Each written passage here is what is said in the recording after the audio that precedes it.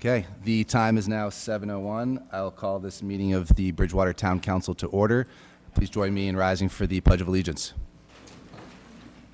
To the flag of the United States of America, and to the republic for which it stands, one nation, under God, indivisible, with liberty and justice for all.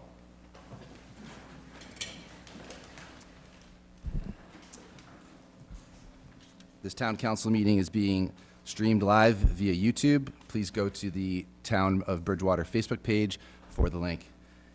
Tonight we do have condolences for one of our veterans, Mr. David L. Smers.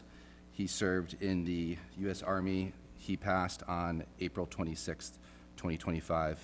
I'd like to ask for a moment of silence for Mr. Smers and his family and friends.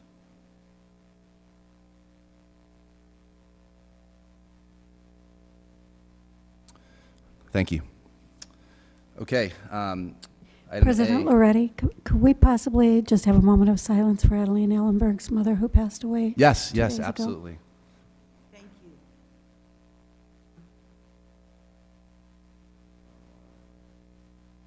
you. And our condolences again, Ms. Ellenberg, for your mother. Thank you. Okay, item A, approval of minutes from our May 6th meeting. I'd like to make a motion to amend. Do I have a second? I'll second it. Looking to amend new business E. It's resolution R FY 2512. It's on the school district budget funding that Councilor Striggles put forward. I just want to correct the councilor that made the motion was Ellenberg. I was the one who seconded, and the count on that motion was 8-1, with the only no vote being Councilor Murphy. Okay. Do I have a second for that amendment? I'll second that. All those in favor? Aye. Aye. And then I'm looking for a motion to approve the minutes as amended. Make a motion. Second. Second by Mr. Lindy.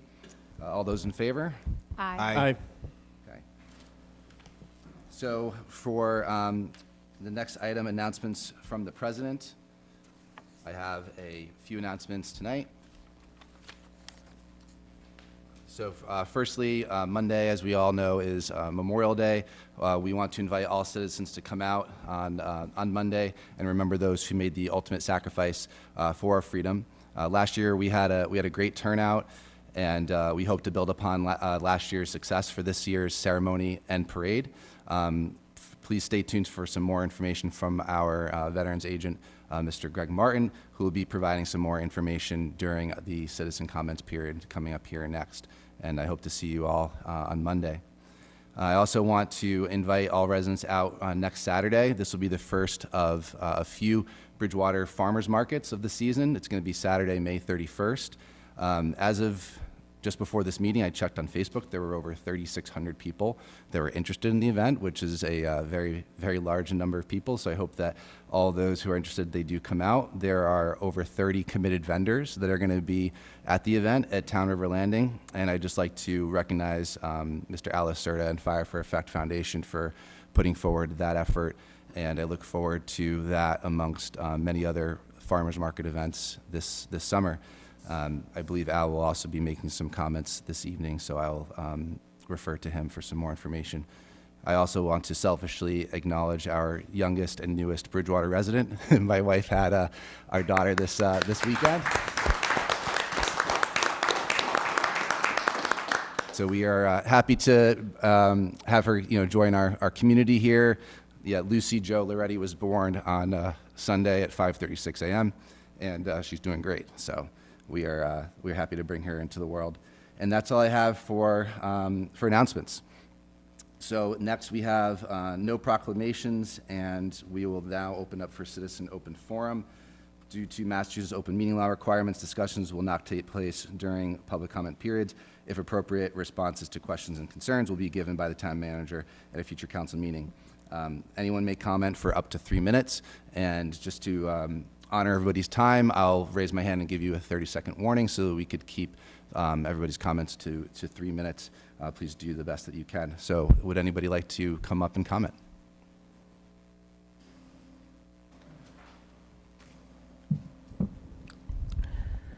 Thank you, Mr. President, and Name and address for the record. oh, I'm sorry, yes, John Donna, 261 South Street. Thank you, Mr. President, and thank you, Madam Vice President, and congratulations on the new addition to your family, Mr. President. I didn't get a chance to speak last meeting, but I just wanted to take a moment to congratulate the council members that were recently elected or re-elected, as the case may be. I want to especially congratulate Councilman Kennedy for being elected in your district. I know you spoke to a lot of people in town over the campaign, and you had the interests of the town in mind in running, and not to take anything away from your predecessor. I know he put a lot of time and effort and made some significant contributions to the town, but I think you're the right person at the right time to be elected to town council, so I was happy for that. I'm not a resident of your district, so I didn't have the privilege to vote for you, but I want to congratulate the voters in your district. Mr. President, I also want to recognize Dr. Michael Thomas. He's a resident that spoke in the opening and closing citizen forums last week. He spoke about the DEI committees in town and the subcommittee as a subcommittee of the school committee. And he had mentioned his concern that there were no meetings for the recent meetings on the DEI subcommittee on the school committee. And he also mentioned that their mission is to promote change. And I think he was correct in asking the town, or asking that committee, to make the town aware of what changes it is they are here to promote. I think Dr. Thomas said it very eloquently, so I'm not going to restate try to restate what he said. I would encourage all residents to take a moment this week and listen to what he said, both in opening and closing forum at our last town council meeting. It won't take long, but I think it would be helpful to the town to hear that. He also spoke briefly about the American flag standing for everyone. I know in this town we like to talk about flags and flagpoles, right? I've done it. But I think that the takeaway here was that what I remember Dr. Thomas saying is, if we continue to put up flags for individual groups, it has a way of working to divide us rather than reunify us in some ways.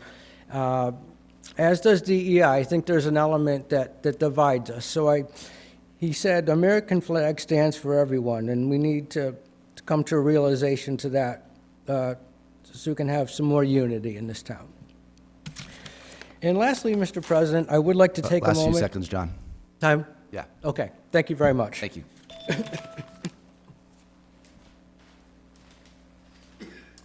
Would anyone else like to come up?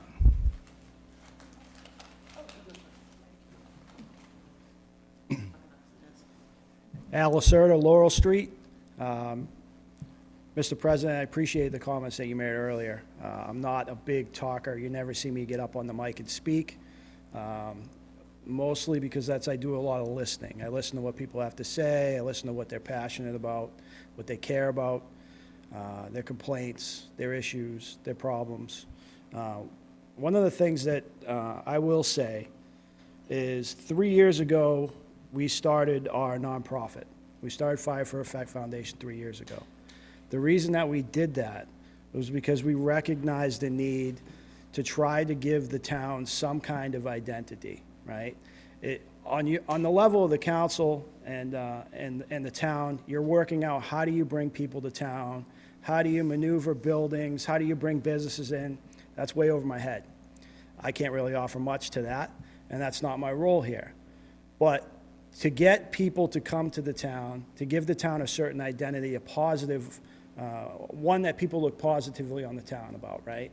We don't have a lot going on. We have events in town, but they're, throughout the year, there's nothing that brings people here. Like it or not, people usually drive through Bridgewater to get somewhere else, or they leave Bridgewater to go and do something. So one of the things that I recognized was that we needed to find a way to bring people to the town, to showcase the town, to highlight the town, to tell people what we have here. We have brilliant people in this town, very talented people. We have awesome businesses, and people are wanting to get out and work together. And I think if we're going to find a path forward in this town, it has to be all of us walking on the same path. Everybody going in the same direction is not going to get us anywhere. So we're looking forward to creating more events. We created the Bridgewater Farmers Market and Craft Fair. I'm shocked at the amount of attention that it's getting, but it shows people want things to do in the town. They want to come together and celebrate themselves, and celebrate other businesses and get together, and not in a situation where it's politics or fighting or arguing. Just have stuff to do. Bring your family to places, right? So we created that. We're hopeful that we're starting something that's going to continue to carry on and get better and better. First Responder Day was something that we created. And that was, eventually, that was something that was passed as a law in Bridgewater. We're the only town that does that. And that has had a massive effect in the positive direction.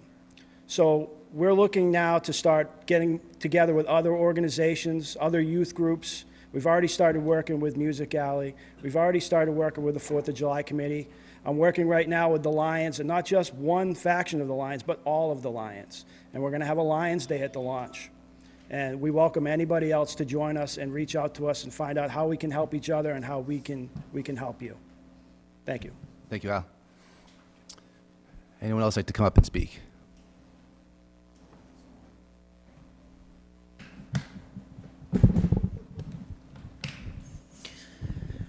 Mr. President, members of the council, residents in attendance, good evening. I'm not going to retread what I sent to you and to the town manager and several other members of the town government a couple of weeks ago, but I will state this. First off, Michaela Spagone, 5 Lakeshore Center, Unit 1128, former member of the Bridgewater Planning Board.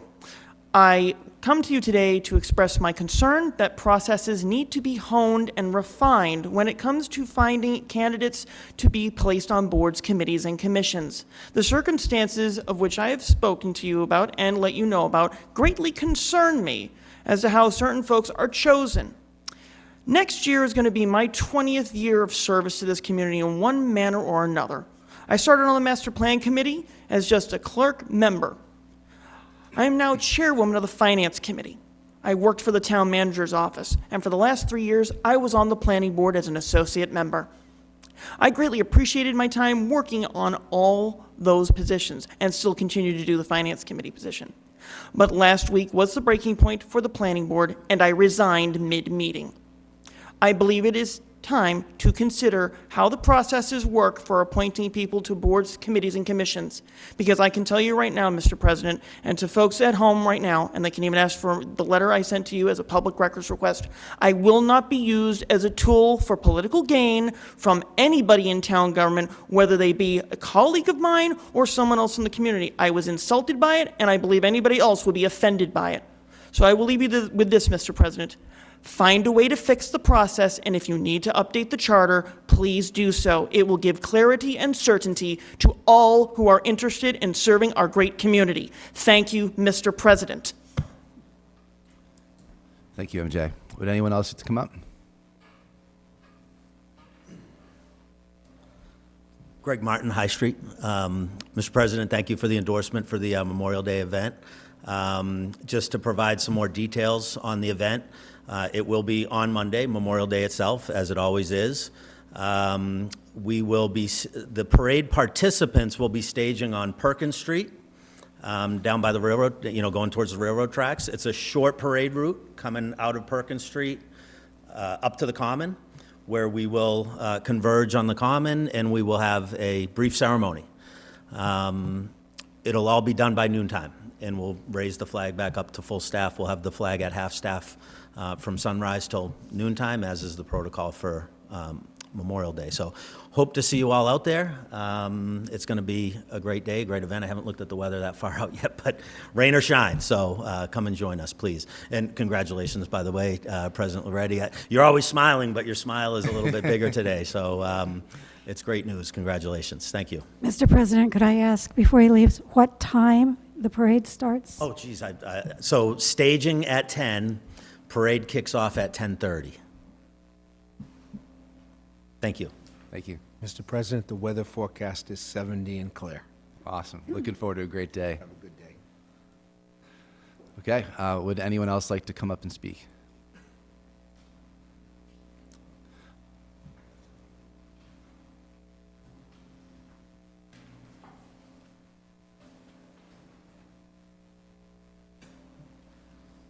John Sylvia, 90 Haywood Place. Just a comment on a apartment complex that's being proposed downtown. It just doesn't have enough parking, and it's been ongoing for a while now, this proposal. And that's all I want to let people know about, is it's out there, and I don't know if people have been paying attention to it. It's being squeezed into a very small area, and they don't have enough parking. And the lastly is, you have a town employee that I've seen and heard on other boards that pressures the boards and shouldn't really be doing that. So I just want to let you know that. It's not right. So, thank you. Thank you.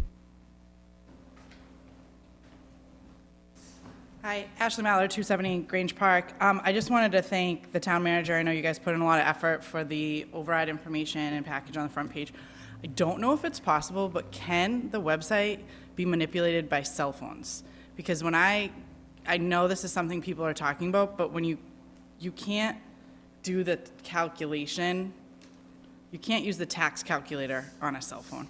It just, I don't know who has the power to update it, but if it's possible, not blaming, I could not, I would have to defer to someone else. But that's just something I know at this day and age, there's a lot of people who don't even carry, like my mom doesn't have a computer at home, right? She'll only look stuff up on her cell phone, which is better than the computer we had in the 80s, for sure. So if that's possible, that even in general, our website could become more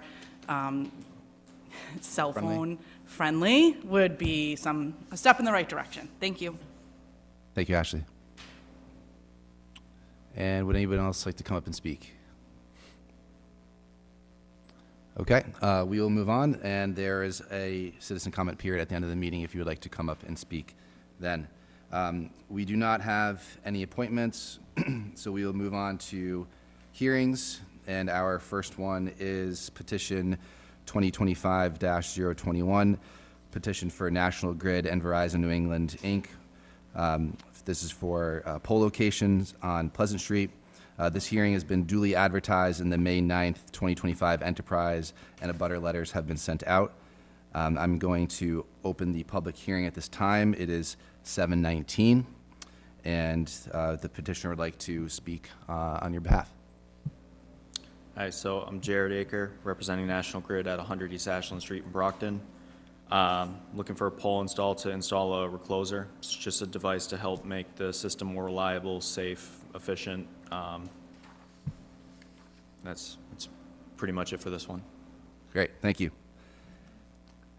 Are there any questions or comments from the public that would like to come up and speak? Seeing none. Are there anybody from the public like to come up and speak in favor? Seeing none. Would anyone from the public like to speak in opposition? And seeing none, I'll open it up to counselors if they have any questions for the petitioner. Seeing none, so I'm going to close the hearing. That took 1 minute. It is now 7:20 p.m. And I'll ask for a motion to approve. So moved. Thank you, Councilor Striggles and Councilor Ellenberg. All those in favor? Aye. Aye. Motion passes. Thank you very much. Okay, moving on to the next hearing, petition P25-022, petition for National Grid and Verizon. This is for a pole location on South Street. Sorry, that was for before. This hearing has been duly advertised in the May 9th, 2025 Enterprise, and abutter letters have been sent out. I am going to open the hearing now at 7:21. And petitioner, again, if you'd like to speak to this, it looks like it's similar, but just at a different location. Same exact thing, different location. Great. Okay. Anybody from the public would like to speak? Would anyone like to speak in favor? Would anyone in the public like to speak in opposition? And do any counselors have any comments or questions for petitioner? Do you know if these are above-ground wires or below? This whole area is above ground, and this is just going to be a device attached to the pole. Nothing's going underground right now. Thank you. Thank you. Any other questions or comments from counselors? Okay, we will close the hearing. It is 7:22 PM, and I'll ask for a motion for approval. So moved. Second. Thank you, Counselor Striggles and Counselor Lindy. I'm going to have a vote for approval. All those in favor? Aye. All right, and all those opposed? None. Motion passes. Thank you very much. Thank you. Have a good one. Okay, next hearing, P 25-023, the granting of a modification to an existing flammable and combustible liquids license. This is at 630 Elm Street. This hearing has been duly advertised in the May 9th, 2025 Enterprise, and abutter letters have been sent out. It is now 7:22, and I will open the hearing. And petitioner, if you would like to speak upon this. Hi, good evening. Thank you for having us tonight. My name is Jeffrey Tufts. I'm the propane operations manager for Devaney Energy. You might be aware that we have a facility on Elm Street, right next to FW Webb, would be between Webb and Lucini's. We fit right in there. The original design of the plant made room for another tank, and we've gone to the planning board and got their approval on the site plan, the changed site plan. And we now need your endorsement in order to increase the gallonage that is stored there. We have actually, there's 90,000 gallons of storage there right now, plus the residual, the smaller tanks. And every tank in the yard has to be considered as a storage, even though there's nothing in it, but it could have something in it. So that's why I think our storage right now is 120. The tank that we're looking to propose would be 120,000, would make it 120,000 in storage, but we still need that extra tetratory storage of the tanks around. So we noticed that obviously we had a cold winter this year, and we have grown to the point that when we have a normal winter, what we would call it, we need to have a little more backup to get by. So. Okay, thank you. Would anyone from the public like to speak and comment? Seeing none. Anyone from the public would like to speak in favor? Seeing none. Anyone from the public wishes to speak in opposition? Seeing none. Counselors, any questions or comments for petitioner?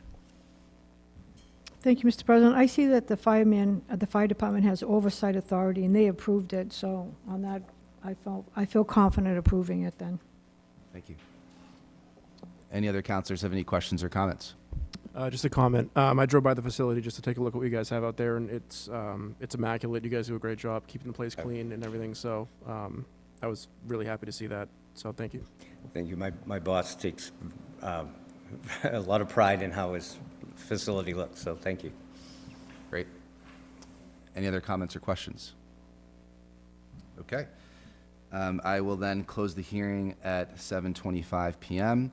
Do I have a motion for approval? So moved.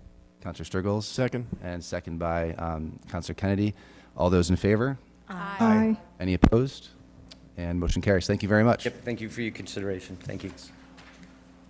Okay, moving on. We do not have any licensed transactions. We'll then move on to presentations. We have an audit presentation tonight by Mr. Tony Rosselli and Paul Gargano from Rosselli and Clark. And we look forward to your presentation on the audit. Oh, would you like to introduce the? You've done a good Sorry. job. I just wanted to let you know that Mr. Rosselli unfortunately had something come up tonight. He's not able to join us, but Paul will do an excellent job of going over all of Bridgewater's information and answering your questions. Thank you, Paul. Thank you. Again, I'm Paul Gargano with Roselli Clark and Associates. I've been a partner for about 7 years. I'm going to go through an introduction of kind of how we conduct the audit, what we do as part of our process. Then I'll touch on some economic trends. Then we'll touch on the two biggest liabilities of the town, the OPEB liability and the pension liability. And then I'll finish up with some informational items and some general findings and recommendations. And if any time anyone has any questions while I'm going, please stop me, or we can wait till the end and take any question you may have. So what is an audit? So we are performing a financial statement audit for the purpose of issuing an audit opinion that your financial statements are materially stated.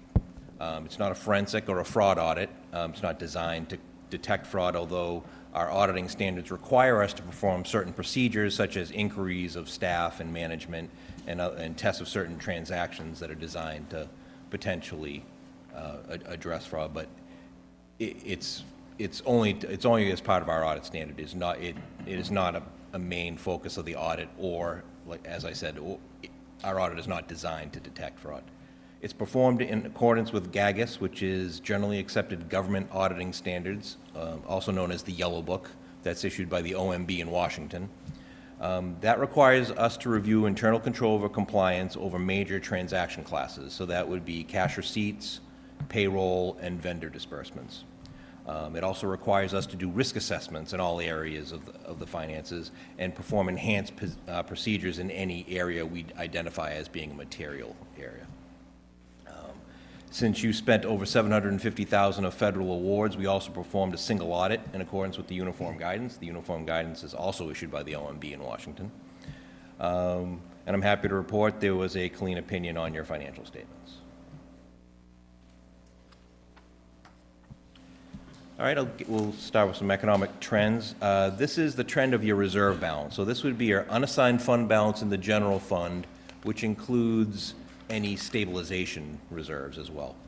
As you can see, coming out of the great financial crisis, you had actually two negative reserve years in 2009 and 2010, but in the 14 years since, it's been a steady climb, and this year it ended at about $13.2 million, which is the highest reserve balance that the town has ever had. We also like to talk about the reserves as a ratio. So the reserve ratio would be your reserves as a percentage of your general fund expenditures. So the high metric, which is what the bond rating agencies like to see for their top tier communities, would be 15% reserve ratio. The state average in Massachusetts is about 10%, and the low metric from the bond rating agencies is really 4%, which is really the minimal level. Yours ended up at 17.7%. At the end of the fiscal year. So you're above the high metric that the bond rating agencies like to see. So you are in that top tier with the level of reserves that you have. So some more trends. As in the last slide, the reserves continue to increase. They increased by $1.2 million during the year. How did we get there? Well, your local receipts exceeded your forecast by $2.3 million. That was largely due to motor vehicle excise and investment income coming in higher than budget. In addition, your departments returned $0.9 million of unused budgeted appropriations, and your use of free cash slightly offset these favorable outcomes, which led to the only $1.2 million increase in your reserves. Again, your metrics continue to exceed the state average, and you have been in that tier 1 for 5 consecutive years.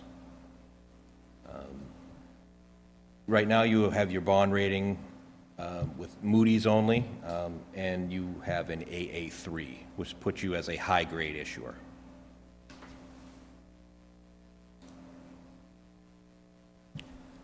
One of your biggest liabilities on the books is your OPEB liability, which is your liability for providing health and other insurance benefits to retirees.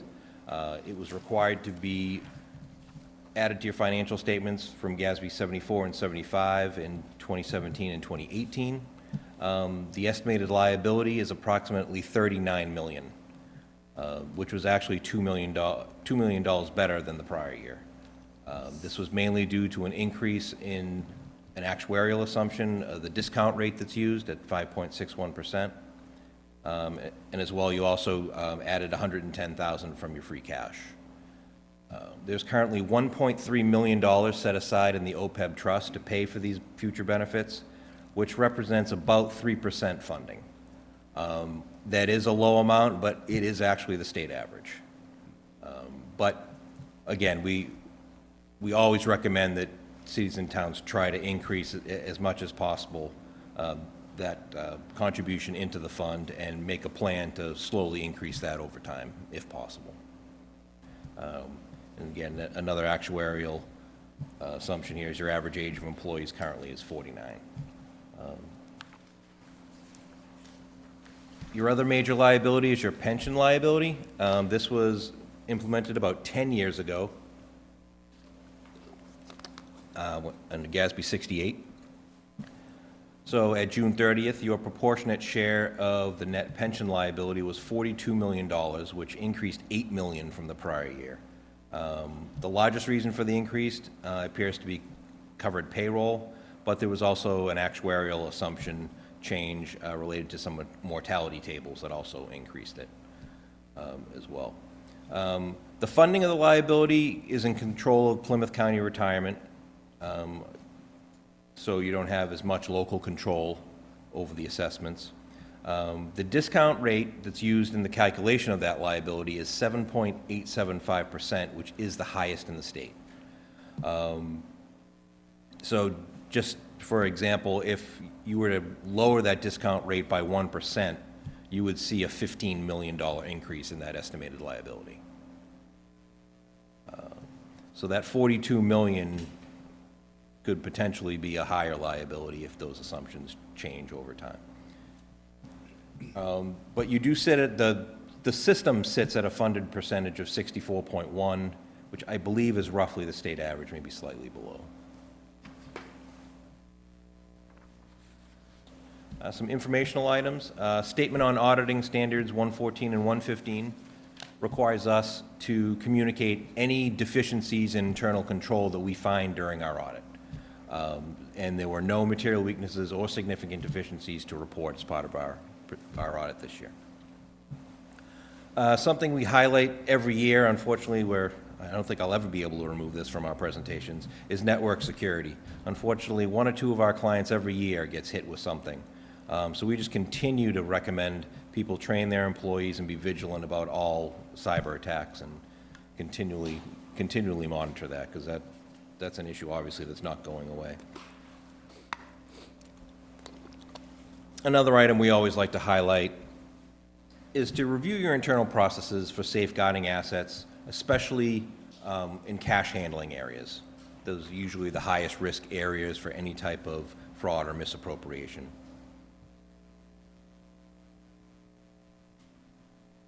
And finally, just one general recommendation. This year we noted that the tax title and foreclosure receivable balances in your general fund sit at about $1.9 million. That's over 50% of the receivables in the general fund.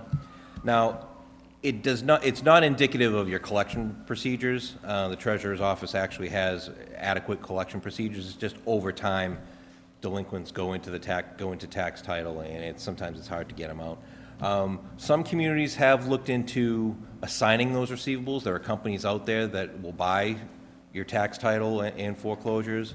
You can pick through them. You don't have to, if there are certain ones you don't want to sell, you can do that. So it's something worthwhile to look into, because that's $1.9 million on your balance sheet that could free up and become part of your reserves. And that's it for my presentation. If anyone has any questions, I'd be glad to take them. Thank you. A lot of counselors are interested in the work that you do, so I'll open it up to the counselors, and let's make sure that everybody has an opportunity to provide comments and questions on the audit and how this works. So I'll open the floor if anyone would like to begin.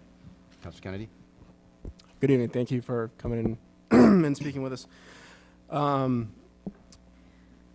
As a counselor, I've heard from the public also during my recent run, there's been talk of people wanting to look into a forensic audit for the town. So some of these questions primarily revolve around that.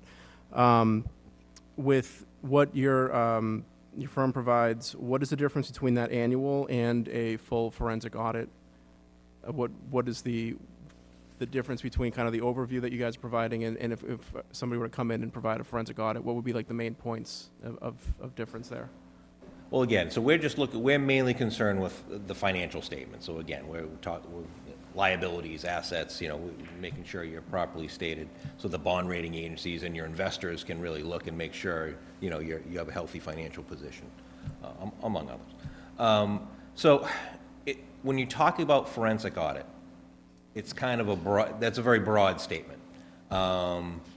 It could be, you could be talking an audit of just a single department or an area within a department, or if you're talking a broad forensic audit of the town, that is just, that's way too broad, and I think any firm coming in here, would tell you that. Typically, a forensic audit would be guided by the town and what you truly want that firm to look at. Again, I would not recommend doing a broad forensic audit. That just would probably be cost prohibitive.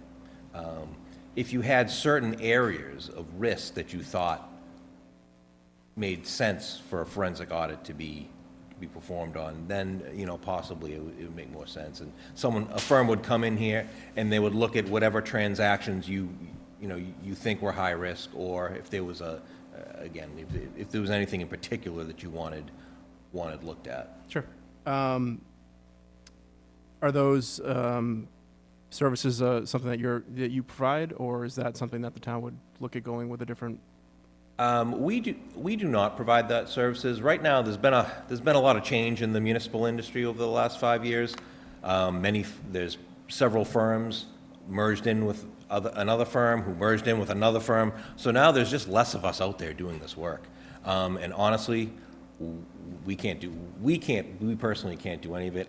And I've heard even some of the other firms in the state are having trouble keeping up with certain, other requests like this. So you'd probably end up looking potentially even at a firm that's maybe doesn't even do municipalities, or maybe does them in another state. Okay.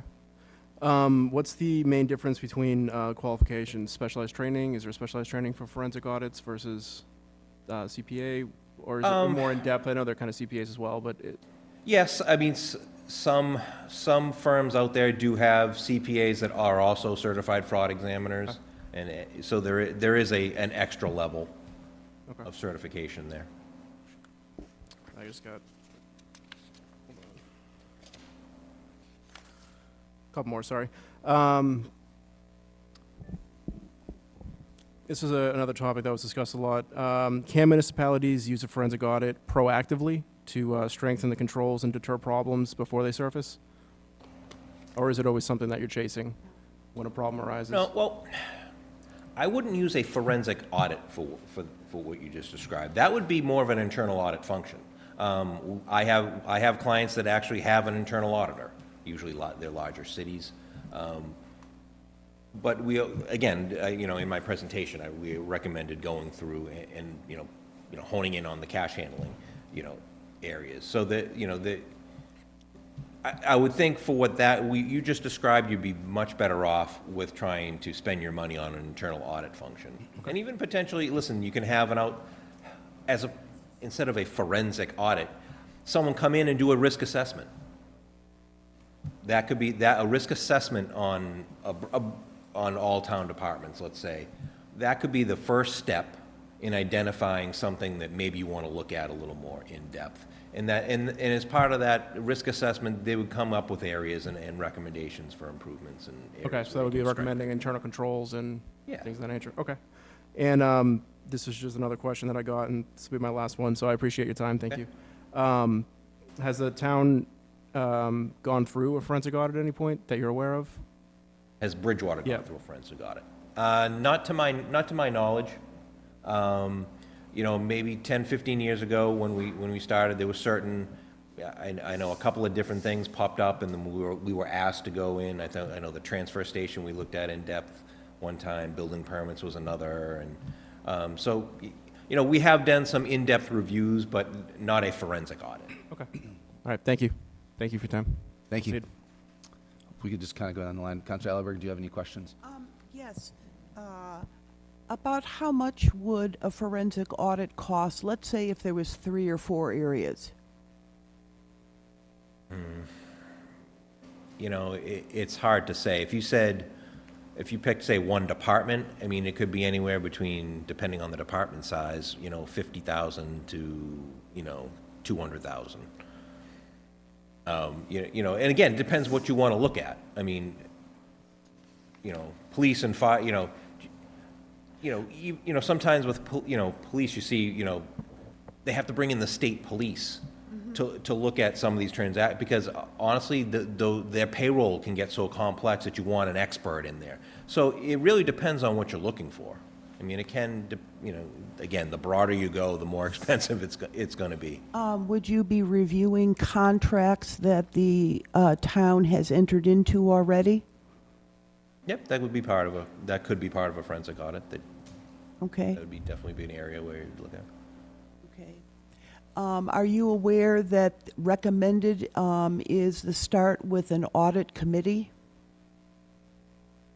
Yes. Yes, and do you recommend that's the way we proceed? Is there, I mean, yeah, so you absolutely should have an audit committee, and then, yes, that would, I mean, I would think if you were going to go further, that's where it would start, absolutely. Okay. Yeah. Thank you. Thank you. I reviewed our past audits and I haven't seen any improprieties, and I appreciate the presentation, and I have no questions for you, but thank you for your time. Okay. Thank you for coming. I have one question. Where it says local receipts exceed forecast by 2.3 million, it's the excise tax and the investment income. What are we investing in?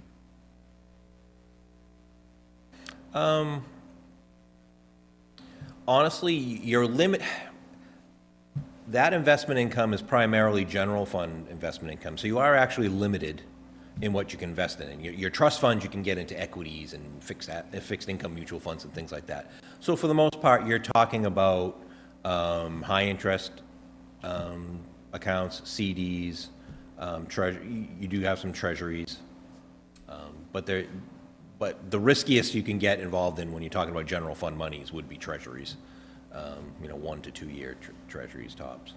Okay, thank you. Councilor Murphy, you just go around the line. Thank you for your presentation. I just have a few high-level questions for you. Can you give us a rough estimate of how many towns you work with in Massachusetts? How many towns? Yeah, roughly. It's between 20 and 25% of the towns in Massachusetts right now. All through your firm? That's just... Yes, that's our firm, correct. Ms. Robinson, can you confirm the total amount we pay the firm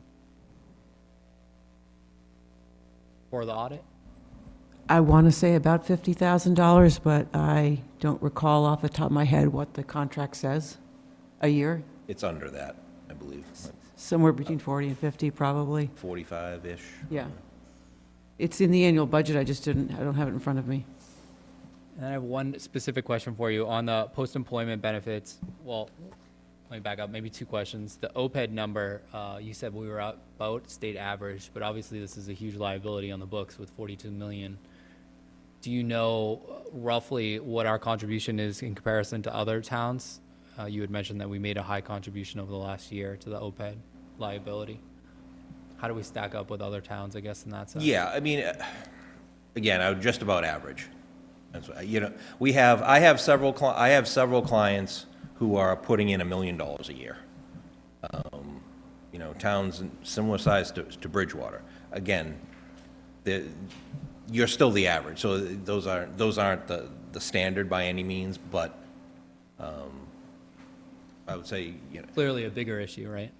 Yeah, yes. Amongst all towns.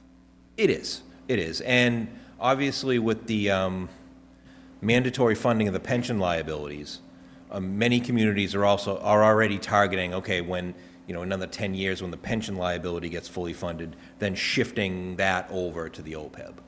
Excellent. Have you seen any other trends like that? I mean, that you've seen other towns do to address that piece? Or is that the leading one that you just mentioned? That's the leading one, and honestly, there aren't too many communities right now that have a fully funded pension system, so that's more of the next 5 years or so. But then we have, obviously it's mandated by 2040. There may be some systems in this state that can't make 2040. Sure. So who knows, that 2040 may be kicked down the road at some point too, who knows? Absolutely. Last question for you. On the post-employment benefit slide, you had an increase in discount rate to 5.61. Could you just talk a little bit about what that is?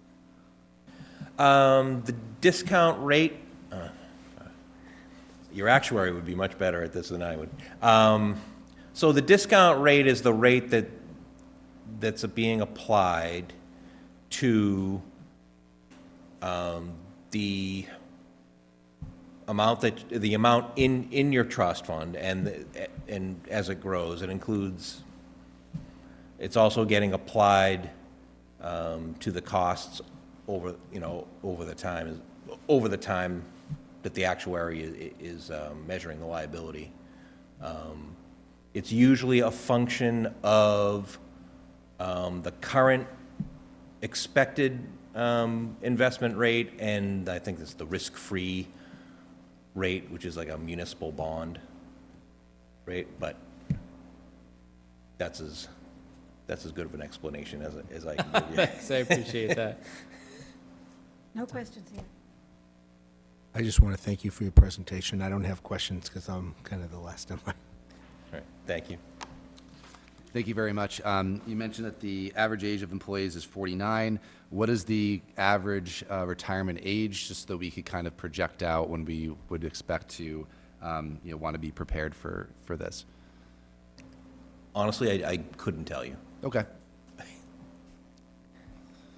I'd say it depends on the situation. Generally, your police and fire employees will be a little on the younger side. Other employees, especially as the mandatory number of retirement age is 60 and 10 years of service for a pension, has gotten a little higher. There's that balance. But the state law require that once you've accepted the sections of the law that provide post-employment health insurance, you can't take it back, you can't change it.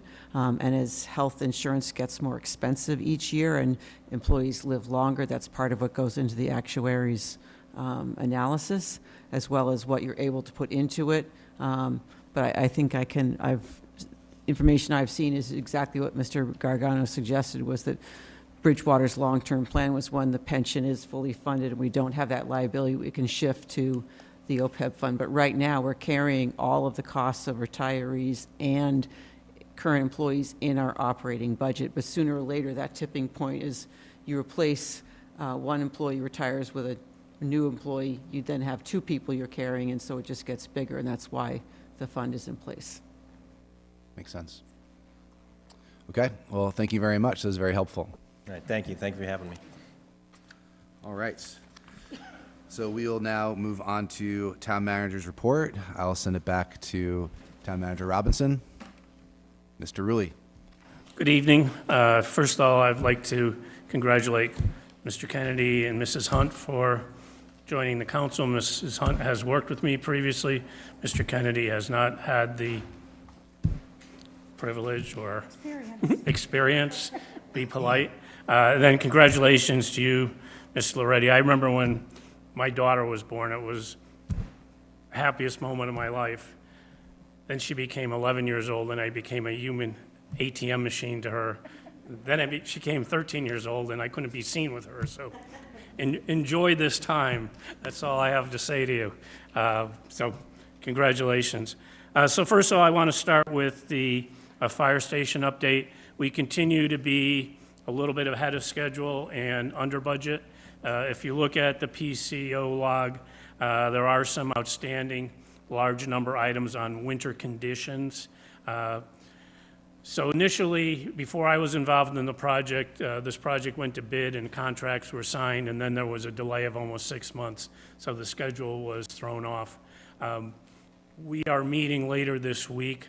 I've asked our CHA to kind of map out, if we had started on time, where would we be in winter conditions, because this project wasn't going to be completed in 6 months. So we do expect that there's going to be some reduction in what those numbers are. I don't know exactly what those are, but the expectation is they would have been doing work in the winter regardless of when they started. But other than that, everything is tracking. If you've been by there, I mean, the progress is outstanding. The weather was our friend despite winter conditions. Most of that was related to having to heat because we were pouring concrete and spraying walls. But we've bought out most of the projects, so we don't have any supply chain issues. We don't have any cost increases. We always have some change orders that come through, but all in all, we're monitoring this, and I think we're in really good shape that we're probably going to end up with some kind of balance in the contingency at the end of the project. Still looking at end of fourth quarter 2025, first quarter 2026 for occupancy, but that can still all change. I'm happy to answer any questions anyone has on that. I have them. Mr. Ridley, thank you for the update. I think that was a really good update that you provided. Just a question on the change order. I see that one was rejected, modification of fireproofing zone. Do you know anything about that? Yeah, I mean, there are certain things that the general contractor will put forward. Then we have weekly meetings on Wednesdays with everyone. Then we have meetings on Mondays with the architect and CHA and the town as the owner. Some are unreasonable. We don't think they're necessary. We get some change orders that come internally through the town through IT. They come at a later time, as an example. If we've already poured a floor, we're not going to cut a hole in a floor to try to run conduit. So the contractor is always going to try to put something forward based on what their subcontractors are telling them, but I'm incredibly responsible. I think it's my fiduciary responsibility for the town to make sure that we're not spending money unreasonably. I'm probably not getting any fruit baskets from M. O'Connor or any of these subcontractors at the end of the year. I see that as a good thing. Thank you. I think that's it. Great. Any other counselors have questions for Mr. Ridley? Okay. Moving on to the Summer Street Park update. I hopefully you all got something in your package. We're looking at the Summer Street Park to be more than just the Summer Street Park. We spent a lot of time at the end of last year, first quarter of this year, looking at Central Square traffic and pedestrian improvements. We've been working very closely with Bridgewater State University. So we've identified a number of projects that we can do in the short term, in the next year, that we want to focus on. One of the takeaways from the Central Square conversation was, the potential to add a roundabout at the intersection of Broad Street, Main Street, and Central Square and Summer Street. Realistically, we are not going to see any federal money coming our way for any kind of highway improvements in the next 3 years. So we've kind of pivoted. We have another $150,000 coming through the governor's economic development bill to look at Central Square. We're trying to repurpose that money to look at, let's improve the sidewalks on both sides of Summer Street from Central Square down to the intersection of Plymouth Street. We've received $500,000 to do the gas station project from the state. There's a commitment for another $100,000 from Bridgewater State towards that project. We've included in this package what the initial design of the building looks like. There's been work done in terms of what the landscaping for that project could be. We've just closed out a Complete Streets grant from completing the Main Street sidewalk improvements. We are looking at a Complete Streets grant for improving the pedestrian crossings at the intersection of Plymouth and Summer Street. Ongoing is a shared street project in partnership with the university and the town for sidewalks on School Street. We're recommending that we look at making School Street two-way traffic. We're continuing to look at the introduction of parallel parking in the Central Square area. And then also looking ahead, anticipating that when the fire station project is completed, the existing fire station building will be torn down. There'll be some environmental remediation that has to happen. Looking at the old town hall, there's going to be an elevator that needs to be added that would encroach onto the existing fire station, but also looking to see how do we better utilize that town parking lot that we have now that's completely underutilized in partnership with the university and state higher education for funding to do a two-tier parking ramp. So we're looking at all of these things cohesively right now. June 11th, we're doing a community open house just to discuss these. But in terms of the Summer Street gas station, we have the designs for the building. They're not final, but that's what we need to submit to the state by June 1st. We have a signed contract with HGA as the architect. We need to have this entire project completed by July 1st, 2026. So our next step would be to go out to get bid documents for the improvements to both the building and the landscape improvements. We're working with Melissa Desjardins, who had done the original landscape plan. There is the opportunity to work with Flora Little Park in terms of incorporating that into this project. We've had some conversations, haven't heard back in terms of where that is, but regardless of whether that's part of this or not, we have to move forward with the gas station site. So, I mean, the idea is to use that building.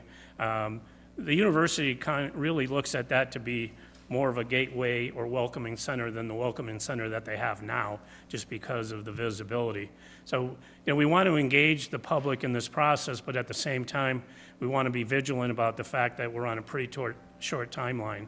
So, I mean, I think it's important, you know, I did kind of the summary in the beginning, but all of the activities that we've done in Central Square, including the gas station, we've raised about $1.3 million. That's not coming out of any budget in the town of Bridgewater. That is all state money. So we've been very effective on that. We're still looking for additional money, but we look at these to be short-term wins. They're all consistent with what vision and reality is. I show the flow chart. I've shown that in the beginning. I've highlighted 3 of those in yellow, how these tie into what we're doing. I mean, I think we're in a really good position right now to make some changes. We are anticipating that we're going to get $30,000 from the state for a consultant to come in to help us with wayfaring signs in the downtown area, signage. There are people that drive through town. I mean, I heard it before. People drive through town. They don't stop in town, that don't know there's a university 300 feet from here. So, I mean, we want to make sure that we continue to strengthen that relationship with Bridgewater State. But I'm excited as to some of the energy that we've created around some of these projects right now. So happy to answer any questions that you have, but just to give you an update on where we are. Thank you. Councilors, questions? A few questions. Thank you again, Mr. Rulli. I know that a lot of folks talk about the crosswalks downtown, and I know you mentioned sidewalk improvements. Are those getting addressed, or would those be in the initial phase to get Yeah, addressed? I mean, you know, I think that's something that came out of the initial phase 1 of Pathways to Progress, is what we called it. I mean, it's an Olympic sport trying to cross the street. So, I mean, that's through Complete Streets and through Niche Engineering, who we have on, looking at how can we improve the sidewalks. I mean, as an example, none of the sidewalks on either side of Summer Street from Central Square down to the location of the park, none of those are ADA compliant. Some of them may never be because of the slope, but just the condition of them right now does not create that pedestrian-friendly experience. So eliminating some of the crosswalks, I think, is something that we're looking at. You know, I think I mentioned this previously. Old Colony Planning Council is completing a Route 104 corridor study. We had the Route 18 corridor study done, so we're going to take a lot of that information, but eliminating some of these crosswalks is going to be important. You know, the slips exit by the gas station might need to be eliminated. Another reason that, you know, I'm holding off on looking at the roundabout is that I'm not I don't have a crystal ball, but, if I'm looking at businesses, Walgreens is a business that's in trouble. They're closing a lot of their stores. I think that site potentially could come into play as a development site in the future. That might impact how we look at that intersection again. So rather than spend money on a plan that we can't implement for the next 4 or 5 years, I think trying to reallocate some of those funds. Summer Street's going to be difficult to look at sidewalks because we're not really going to be able to encroach too much into Summer Street. And then, we're going to have to look at what the widths are, whether or not we're going to have to do takings in certain areas. But we have a lot of historical assets in that area, Flora Little Park, the cemetery, the botanical garden at the university. So, we're trying to really reinforce that this is a walkable community. We have a lot of amenities. If people could park in the town lot and realize that they could walk to some of these places in 2 or 3 minutes. But the perception is that they can't do that now. Just a couple more follow-ups, if I could. Just asking about the gas station, Summer Street Park, whatever we're entitling it. It sounds like BSU is interested in, or has been even interested in giving donation time to maintain it. They have interest in it, is what you kind of said, right? Well, they've made a financial commitment as well as potentially, they will never own it. We own it. Right. But curating it, managing, that's all something that, is a discussion. Right, because adding a beautiful space like this, I would say that the town is in need of. It offers, great opportunity for small events, get-togethers, in addition to the town landing that's already been flourishing. But with that comes maintenance and upkeep, and the incredible renderings that we see here will require a lot of upkeep that goes with that. And as part of the override, something we talked about is as we add these parks and spaces, it's important to maintain them and keep up with them, correct? And how we want this to look 10 years from now will depend on proper staffing and maintenance of these areas. My conversations with the university, non-binding, are if we do this, you will do this. Right. You will be the curators, you will maintain it. And the same is true for Flora Little Park. If they were going to come in and do trash or lawn at the gas station site, could they go right next door? So, again, I think that decision doesn't need to be made now. We need to look at stormwater is the biggest impact in that area. We need to mitigate the stormwater on our own site, but the opportunity to include Flora Little Park is, I think, advantageous to everyone, but we have to proceed regardless of that's part of it now. But, our goal is to, no different than with the old town hall, the conversations we've had with the university is potentially they would be responsible for curating and managing activities there. That's down the road, but, they're really looking to solidify that partnership. Yeah, I guess my only concern with that, and you probably already addressed this or keep that in the back of your mind, but their utilization of town space and how we benefit. If a one-time gift, is up front, and then every time they turn around and want to have an event there, does that take away from the people of the town? I think that's an agreement that has to be negotiated. It's at the end of the day, it's a town-owned asset. We know that the state already has enough land in Bridgewater that they don't properly pay us back for, right? That's my opinion, not the opinion of the council. But so I wouldn't want to open that up. But I do think this is a great opportunity, and I appreciate the partnership with BSU there because I think a lot of positive things could happen. Thank you. Other councilors? I would echo Mr. Murphy's opinion as mine as well. Before the meeting on June 11th, the thing, I'd love to see if we could get together possibly CED and maybe downtown revitalization together to go over what's going to come forward at June 11th. Happy to do that, absolutely. Okay. The idea on the 11th is it's an open house. Here are some concept plans. Here, we left you with talking about a roundabout. We're kind of pivoting from that. But here are all the projects that we have in the Central Square area that we think we can address in the next 12 to 18 months, and just so people are up to speed on that. But more than happy to, meet with any of the subcommittees to brief you. But there's not going to be any formal presentations. There's going to be a series of boards, and just to have conversations with the public. Okay, thank you. Thank you. I want to also echo Councilor Murphy's concern with BSU's usage of the property itself. A one-time payment is great if they're going to do regular maintenance and upkeep, and we're going to rely on BSU to do that. That may bring some concerns down the line, so I'd like some clarification at some point as to what the plan actually is going to be when we get there. I know we might not be there at the moment, but I do want to ensure that the town is able to have the upkeep and can keep it so we can use it, because that's ultimately what we're looking to do here. When it comes to the walkability in the downtown, I'm going to get this question asked to me once I leave here. So the walkability to the mobile station is obviously very tough right now. There's a lack of crosswalks to get over there. And then the parking lot being considered to be fixed, considering the municipal parking lot to upgrade it or change it so it actually functions better as a parking lot, because right now that is a mess. Are there any plans to, if you're going to link the center to the mobile station, we want to also ensure that people that come visit are also spending money in the center of town. So is there anything more immediate for the crosswalks in the center that are being addressed? I think they're part and parcel. I mean, I think that business downtown, or the lack of business downtown, is not a result of the crosswalks.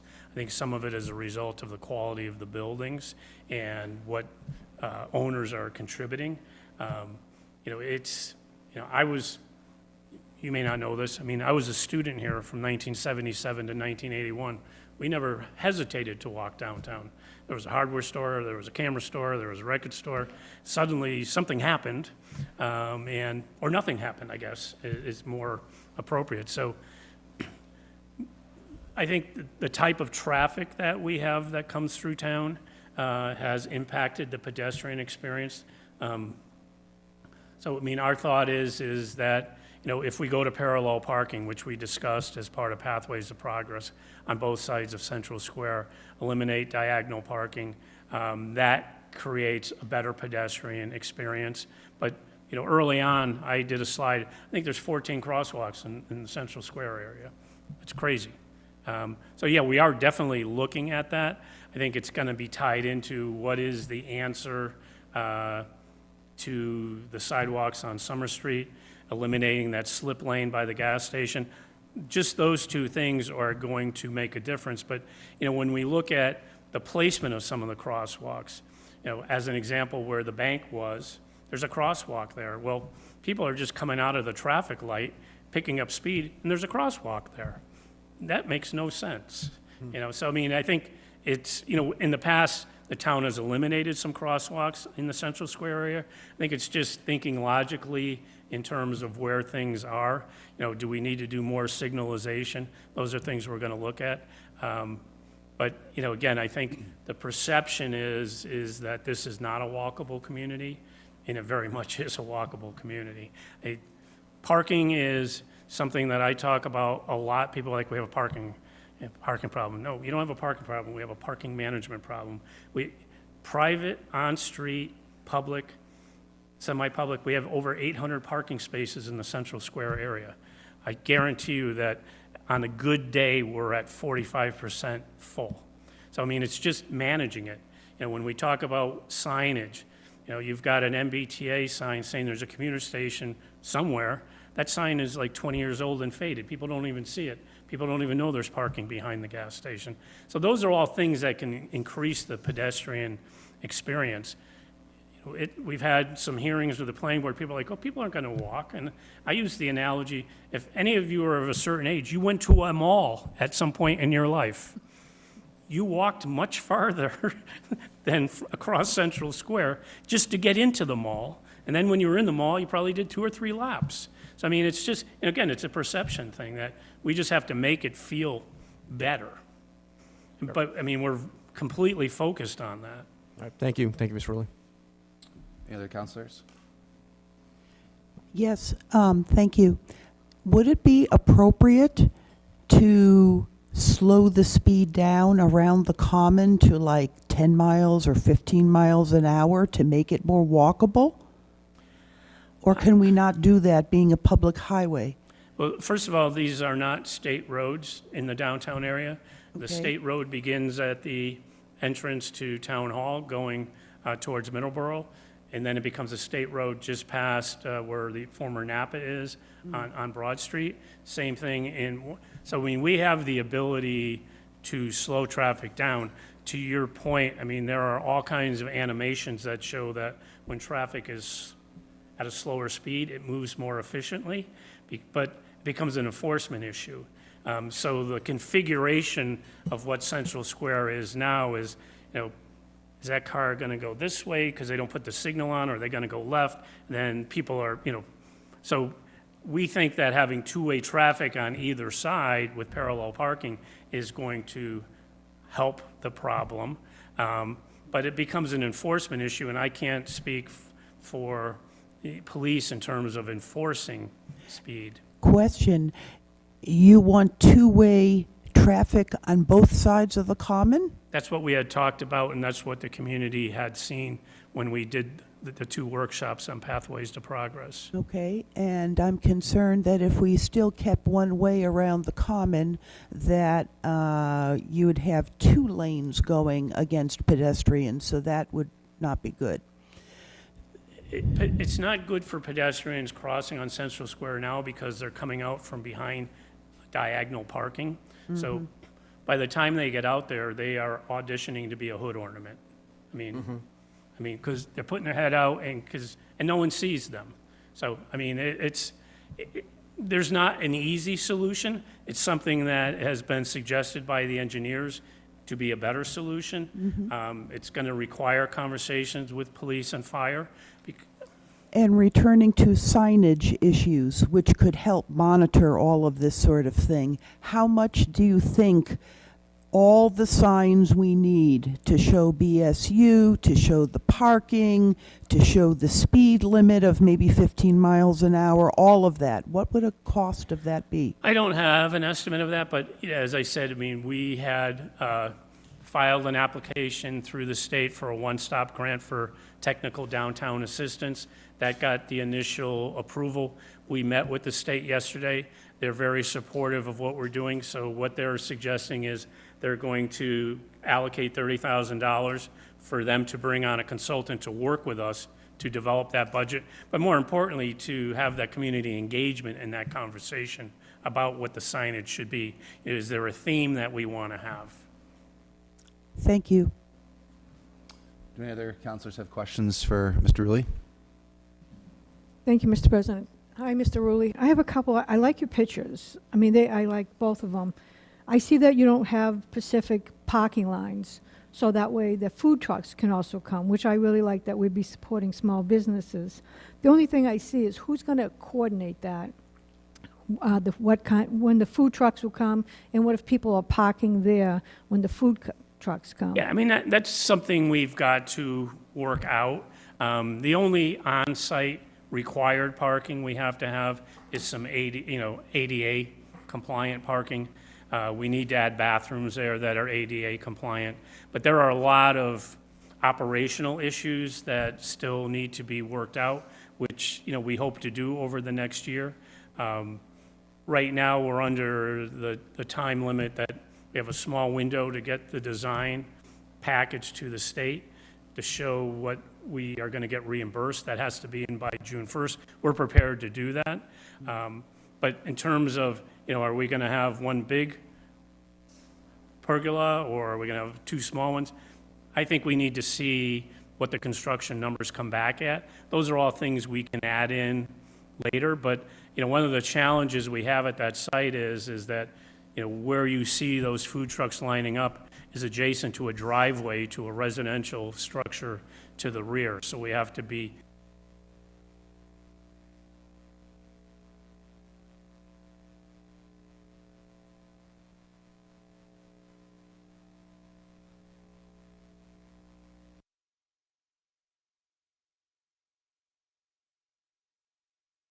I mean, it would be keep the kids safe, you know what I mean? Especially if you have an ice cream truck there. Yeah, there's a number of operational issues that we need to work out. I mean, there's not a lot of vehicular traffic on a daily basis that's going back to that housing, but we have to be, for fire and safety, we need to make sure that that area is clear, but it is a private right-of-way.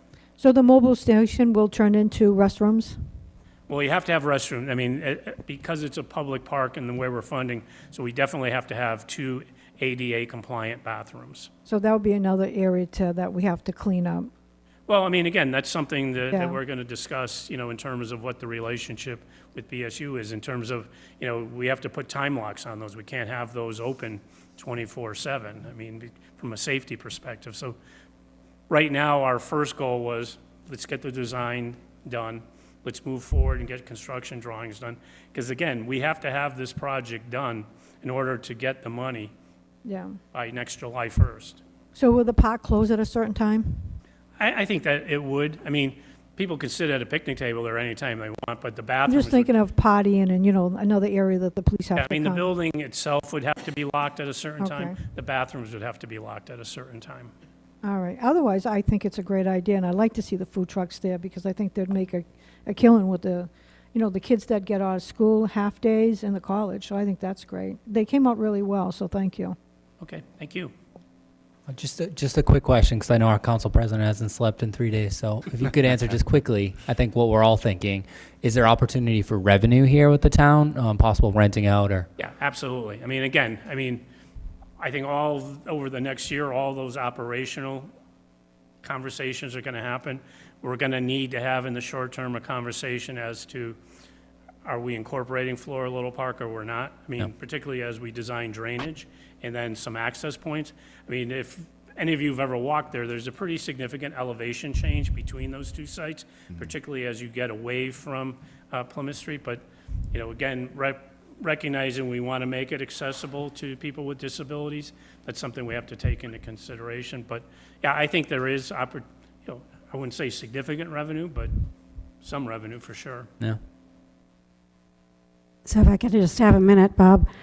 Spending 5 years on downtown revitalization from 2009 till 2014 I hope you've looked at the 2014 plan, because since you're changing how you're talking about traffic down there, that's exactly the plan that we had, was the two-way traffic on either side, and it was a really good plan, and I think it would have gone well. I go to movies up in Dedham, where the same company that did our plans did them and actually incorporated them in Dedham, and it's wonderful. It's Well, wonderful for the small businesses. It's wonderful for pedestrians. And we benefited because one of the principals that had worked on that original plan is now working with Niche. Good, good. It was a really good plan. So Yeah, I hope- exactly. I mean, and, again, just like all things associated with Vision Reality, Vision Reality was just building on the comprehensive master plan, but also looking at those previous existing plans where there was no implementation. Right. And as president of the BIA, the owners of the Flora T. Little Park, we're very interested. And as you know, we're working together with the university, and I've had a few other meetings with them talking about what's going on down there. So we'll be doing our best. We have to find money too. We're a private organization. We're not the town. So we'll be looking at that. But thanks for your presentation. Very good. Thank you. Thank you. Any other comments, councilors? Everybody asked all of my questions, but I'm also interested and intrigued by potential sources of revenue of the park. But the renderings look fantastic, and I'm looking forward to the project moving forward. So thank you for the presentation. Thank you, everyone. And I believe Town Manager Robinson has an override education update. Yes, so the website's been fully updated about the override. You'll find a very large button right on the front page to get to it, so don't think it's hard to find. We've tried to populate it with a lot of details, not only the tax calculator, and thank you very much for pointing out that it isn't working quite right on a cell phone. I hadn't tried that myself.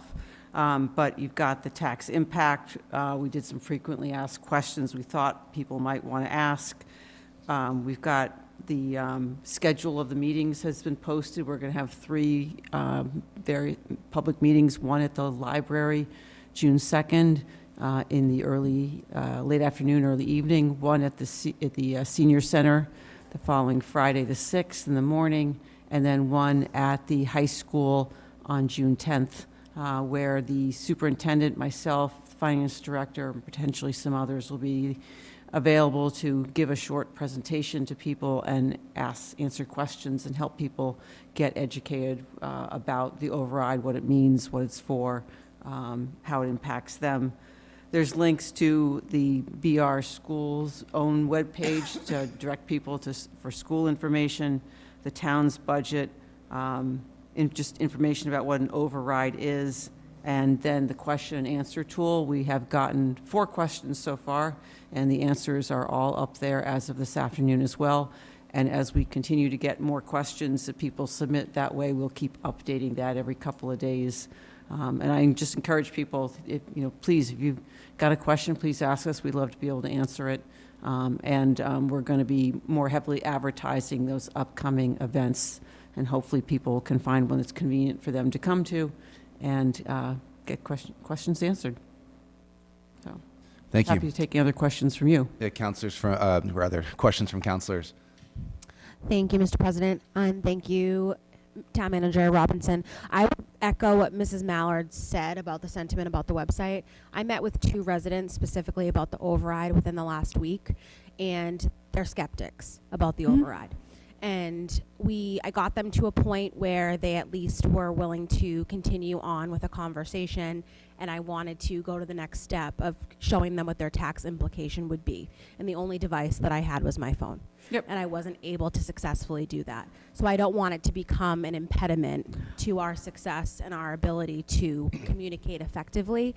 So our IT department is fantastic. They got that website up very quickly. So my hope would be that they could tweak it so that there's at least a desktop version where it converts on the phone. Oh, absolutely. I didn't know until tonight it didn't work because I hadn't thought to try it on my own phone. So, if people notice things like that, please point it out. Questions or comments from other counselors? Just a quick one. You went over the dates. Can you give me the times again? Library? The one at the library is from 5 to 7 p.m. Yeah, The one at the Council on Aging Senior Center is at 10 a.m. okay. And the one at the high school is from 6 to 8 p.m. Thank you. Through you, Mr. President, to Town Manager, I met with the new Director of Elder Service, Courtney, and one of the things she had brought up is the parking lot. And I had said that we had talked about that before, if you were going to ask the DPW if they could just fill in those potholes or do something so somebody doesn't get hurt. We're about to schedule a meeting for that, but it's probably much more complicated than filling in some potholes, is what I know at Okay. this point. I had promised I'd bring it up again. No, we're on it. All right. Any other questions from counselors? Oh, yeah. I have an override question and then future questions. Is that okay? So a question from a few residents, and I don't know if you have the answers right now, but folks were asking in regard to the positions that we would either reinstate in town hall and then provide for the police and fire. If the override were not to pass, would we actually be firing anybody? Would people be laid off from their current positions, or these positions that we just had to, that we would be filling? So the positions that we would hope to bring back are ones that were unfilled. So nobody is going to be laid off on the town side of the budget. The police firefighter, paramedic, the police cadet, the mechanic, the DPW highway position, those were all budgeted but not filled at the moment, so no positions would be lost. And of course, if the override fails, we wouldn't be hiring the positions we wanted to add. Okay, thank you. So are we moving on to Yeah, to questions? future Okay. questions. I was contacted, as well as the town clerk's office, by a resident that lives on Goodwater Way. Apparently, 2 years ago, a car hit their street sign, and it was temporarily fixed, but now it is doing the lovely lean, and they're just worried that it's potentially going to become a hazard to someone, or someone especially in the neighborhood, or a passerby on a windy day. We've had some pretty windy days. So they just wanted to have that looked into to maybe have it more permanently repaired. And any other future questions or requests of the town manager? Okay, thank you. So we'll move on. We do not have any discussions planned, or rather, we don't have any discussions on the agenda. Do we have any committee reports? Mr. Murphy? Yes, Budget and Finance met this evening, and I will chair the new Budget and Finance Committee. I know all the committees, I think, have been posted to the website, the new ones, right? For folks to see. We did talk a little bit tonight about what we'd like the future of the meetings to look like. And just so folks are aware, we asked the Finance Department if they could provide us with regular revenues and expenses so that we can share that out with folks on a regular basis. We did ask to see the audit contract from the company that spoke here this evening to see if there's any additions or things that we could ask them to look into further possibly on that.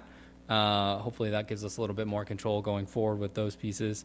We also talked about the roadway stabilization fund that I had referenced when we talked about the override and threw out some ideas and a path that we could put forth to address the roadways and maintenance of our roadways. And finally, we talked about water and sewer, looking at that big picture financially, seeing how we can get a plan together for that, and also incorporate what we've already done to have a comprehensive financial plan for how we're going to address some of those big things. So hopefully utilizing this position in our committee to address some of the bigger issues that the town's facing, but look forward to being able to provide a regular update to folks on those matters. Great, thank you. And I don't believe any other committees met, so I don't believe we have any other reports. Okay, great. So we'll move on to legislation for action, budget order FY 26-006. This is for CPA reserve accounts, and I will refer this to the town manager. So this is an annual action that the council needs to take to appropriate the for this year, FY 26, $1,035,000. And there's a table with your order that shows that that money's going into the 3 required reserves, 10% each, as state law expects. Administrative expenses of a small amount, paying debt service that's due on 2 projects, the Academy Building and the Keith Homestead, and then the balance into budgetary reserves. Thank you. I will entertain a motion for approval. So moved. Second. Second by Mr. Lindy. And do we have any discussion? I just to share the Budget and Finance voted 3-0. Oh, yes, that's right. And then, and the Finance Committee voted, I believe it was 5-0 unanimously. Thank you. And any questions or discussions from counselors? Okay.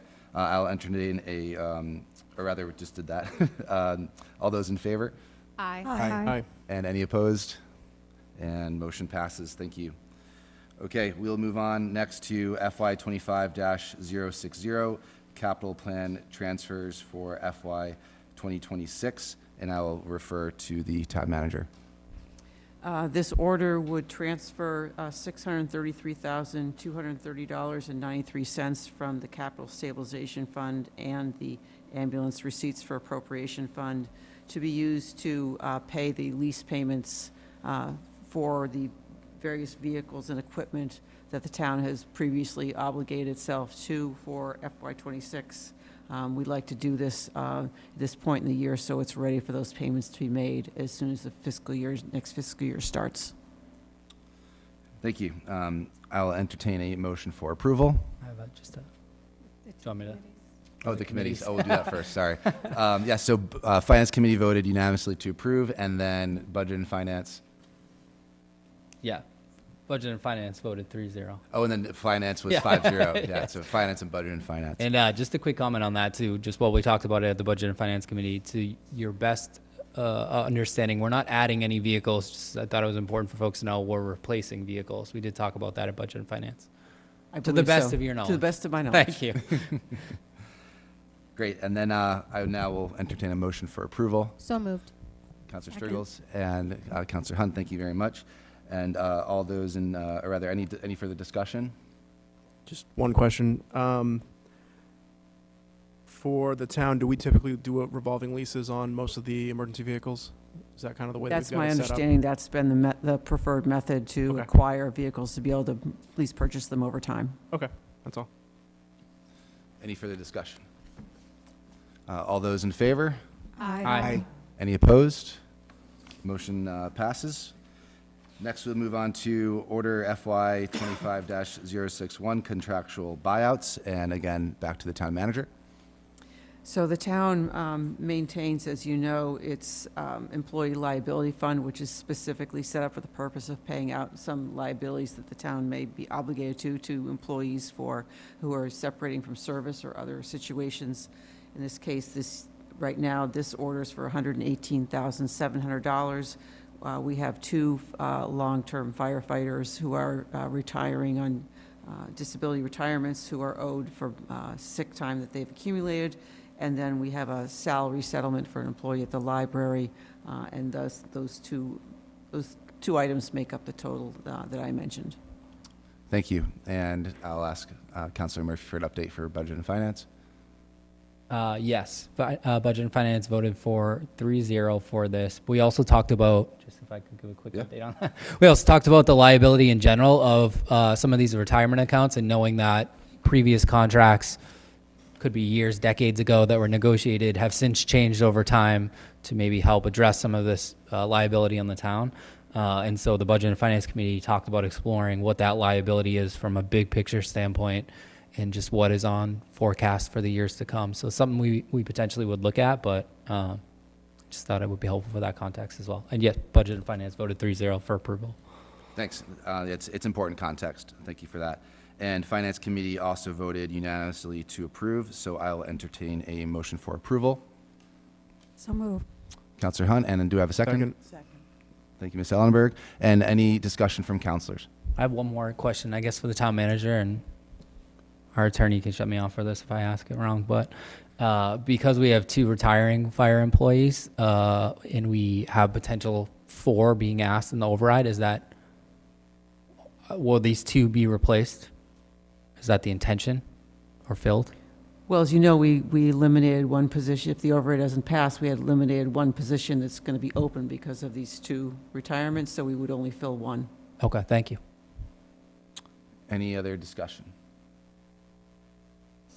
Okay, all those in favor? Aye. Any opposed? All right, motion carries. Next, FY 25-062, loan authorization, Plymouth Street Wells Project, and again, this will go to the town manager. The State Department of Environmental Protection has approved its plan for this next year for projects across the state for which they're eligible for low-interest loans or loan forgiveness. In order to participate in that program, in our case, the Plymouth Street Well Project to connect those well sites to the High Street plant to remove iron and manganese from the water, the town is required to pass a loan authorization, this legislation, by June 30th to have it in place so that later this year, when we're finished design and ready to go out to bid, we'll be able to participate in obtaining that. We are on a separate track, just so you know, also pursuing a grant to try to pay for some or all of this, but we need this to be in place, especially if that grant doesn't come through, to be able to borrow it at lower cost than we'd be able to borrow if we went out to the market on our own.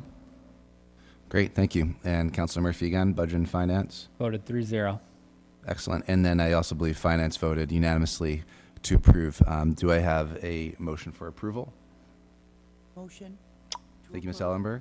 Seconded. Second, Councilor Sturgills, thank you. And any discussion from councilors? I just have one question. Do you know what the going interest rate would be for such a loan on? I don't. I'm going to guess it's in the area of 2%, but I don't know right now. That's been a moving target these days. Any further discussion? All those in favor? Aye. Aye. Any opposed? Motion carries. Okay, next we'll move on to Resolution FY 25-012, resolution on FY 26 school district budget funding. This measure was not referred to any committees. 14 days has elapsed, and therefore this measure may be considered this evening, and I will defer to Councilor Strigels on this one. Thank you, President Loretti. I am cautiously optimistic as we move forward towards override votes in both towns, as Rainham has voted as a town 349 to 88 to bring an override vote to their town. It was wonderful to see civic engagement, and I think it shows the overall optimism that hopefully a letter like this won't be needed. But I do think that the sentiment of the letter and the messaging that I have received from members of the school committee, not all, but some, is that there's still an appetite to entertain making sure that both towns' voters are respected at the end of the day. So that's kind of my 2 cents on the matter. I think the letter speaks for itself, but I do think that we will need to make some amendments to it as far as the letter is concerned, just changing who the new chair is. It's Rachel King, so we will have to make that change, but ultimately just retooling it a little bit before it would ever be sent. Great. With that, I will entertain a motion for approval and discussion. So moved. Second.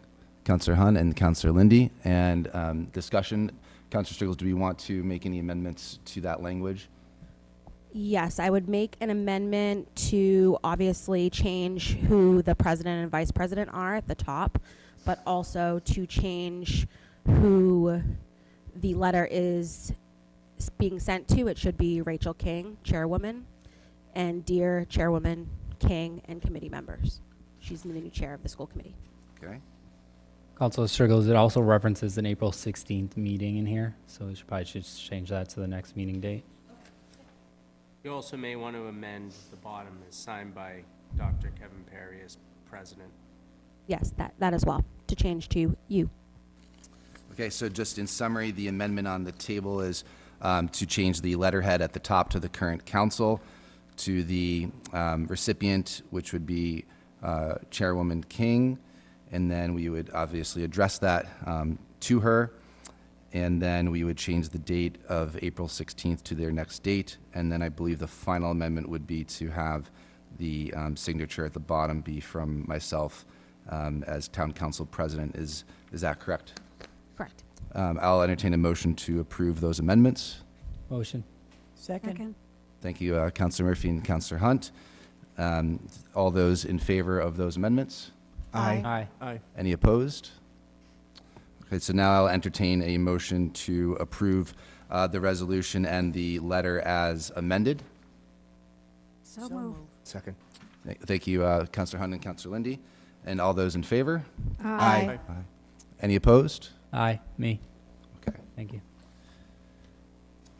Next, we have proposed zoning ordinance FY 25-018, a zoning map amendment.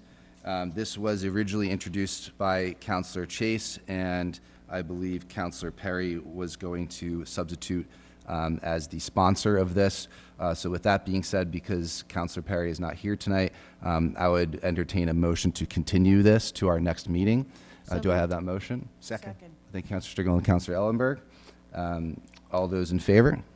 Aye. Aye. All those opposed? Okay. And we are now done with legislation for action, so we'll move on to new business. We do not have any old business. So new business, order FY 25-063, acceptance of a gift from the Bridgewater Police Association.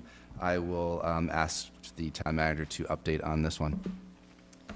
So I think this is fairly self-explanatory. The Police Association wishes to give a gift of $1,850 for the use by the Bridgewater's Veterans Office to be used at the Veterans Service Officer's discretion. Great. All right, so I will entertain a motion to refer this to the Budget and Finance Committee. So motion. Second. Thank you, Councillor Murphy and Councillor Striggles. Any discussion on referring to Budget and Finance? You may also want to refer it to the Finance Committee. Oh, yeah, sorry, and to Finance. So I'll make that motion again, refer to Budget and Finance and Finance Committee. Second. Thank you, Councillor Strickland and Councillor Hunt. So any discussion on referring? And all those in favor? Aye. Aye. Any opposed? Motion carries.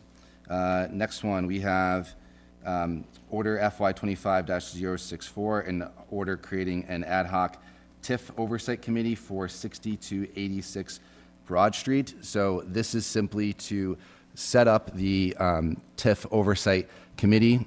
This was originally introduced by myself and Councilor Murphy. This is not for any particular agreement or designating the zone specifically. This is simply to create the ad hoc committee, which may or may not establish that zone, and then may or I'd like may to make not. a motion to amend. Yes, yes. And what is your amendment? My amendment is to send it to the CED committee of the council, which already exists for this exact purpose. Yes. That is the purpose of the committee. So I'd like to send it to that committee. If we want to add some citizens to that committee in addition to council people, I think we could consider doing that. But this is what the committee is created for, so I'd like to send And it to I'm going to second that motion. Okay. Before we do that, do I have any comments from Councilor Murphy as we were introducing this? Just for clarification, Councilor Hunt, you wanted to send it to CED just for their oversight or approval of For this? the committee. Normally, Mhm. something like this would be sent to the Community and Economic Development Committee Yes. of the council. For them to And vote and send it back to the council? For them to vote and send it back to the Yeah. council. And if somehow people feel that sending it to that committee is not sufficient for the council's feelings about it, the CED committee could appoint 3 citizens, or two citizens, because we want to make it an uneven vote, so so there isn't a tie vote on it. I don't think they would have the authority, I mean, I guess refer to Jason, but I don't think that they could appoint citizens. So it's not a motion to amend, you're just making a motion To refer. to refer to a specific committee at this point, right? Yeah. I just want to Yes. make sure I I mean, understand. my motion is to not make an ad hoc committee to do this, So then but to you, use the existing committee of the council to do it. okay, so the two different things. So if your motion is to not make an ad hoc committee, that would be No. essentially a no vote when it gets referred out because you want it to end here. If your motion is to refer it to a specific committee, that's a different motion. So one is a motion and one is a vote. So I guess, Do one and then the other, or? no, so, well, first there's got to be a motion to refer. And then you vote on the motion to refer. And I thought you were initially making a motion to refer to CED. Yes, that is what I was doing. Okay, so then that's a different motion than voting against this altogether. What could happen is you could make a motion to refer to CED, it could get referred there, a recommendation could come back from that committee, and then you could all vote no on this. I mean, it doesn't matter how that process looks, but for what you're looking to do, there's only 2 options. One is you just simply vote no on whatever motion is before the board to refer out, or you make the motion to which committee you think it should be referred, and then the council votes Yes, on it. that was my intention, was to Okay. make a motion to send it to the CED committee, to change the wording of this request, to send it to CED. So the pending motion is on this order to send to that committee? That's correct. Yes. Understood. You beat me to the punch. I was going to suggest that, but I'll. Okay. Yeah. So, motion for referring to CED made by Councilor Hunt and then seconded by Mr. Lindy. And do we have any discussion on referring to the CED committee? I have a question.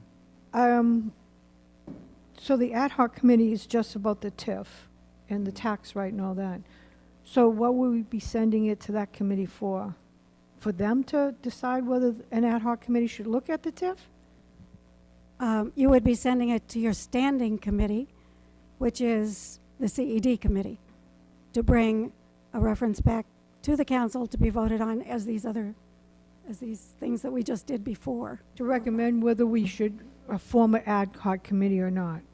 Is that what we're saying?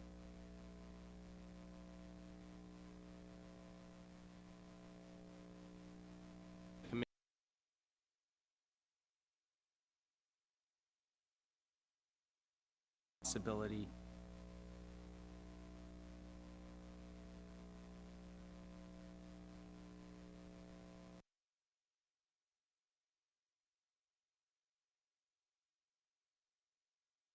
and you'll vote to either create that ad hoc committee or not.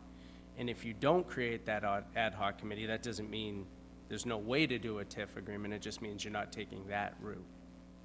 Correct. Does that And make I would sense? add to that, that it would be the job of the standing committee to determine whether or not you could create a TIF. That is the work, that would be the work of the CED committee, is to determine making a TIF. So one more question is, so, maybe one of you guys could answer it since you wanted to form it. Did you feel that it's so in-depth with the TIF and the qualifications and all that, that we need an ad hoc committee to just discuss and look into a TIF, whether it's worth the hound and how to go about it? Yeah, so as it kind of explains in the order, this will be an extensive process, and we do believe that an ad hoc committee should be set up with a number of members to take a look at this and to see it through all the way to the end of the project, hopefully. So we feel that there should be a dedicated group to work on this specifically, and perhaps Mr. Rulli could speak more to those efforts as to the reasons why that's a good idea. I think in your packets, I had written a memo 6 weeks ago explaining just the state requirements with respect to tax increment financing. So there are a number of procedural steps that have to happen.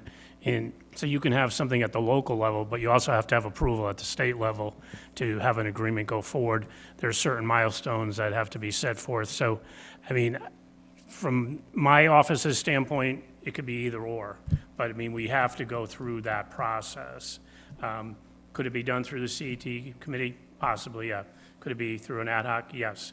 But, I mean, I think my memo kind of sets forth all of the requirements. It's pretty extensive in terms of documentation, job creation, and we're prepared to do that with whatever committee you charge us to work with. Okay? Yes, Yes. I think as a member of CED, I've done an enormous amount of research on this, so I have pages and pages along with what Mr. Rulli has sent.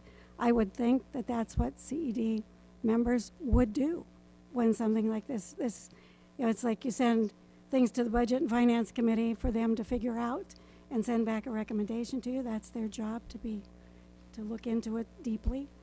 Same thing with CED, is to look into it deeply and study it. I probably have 50 pages of stuff about what that would mean.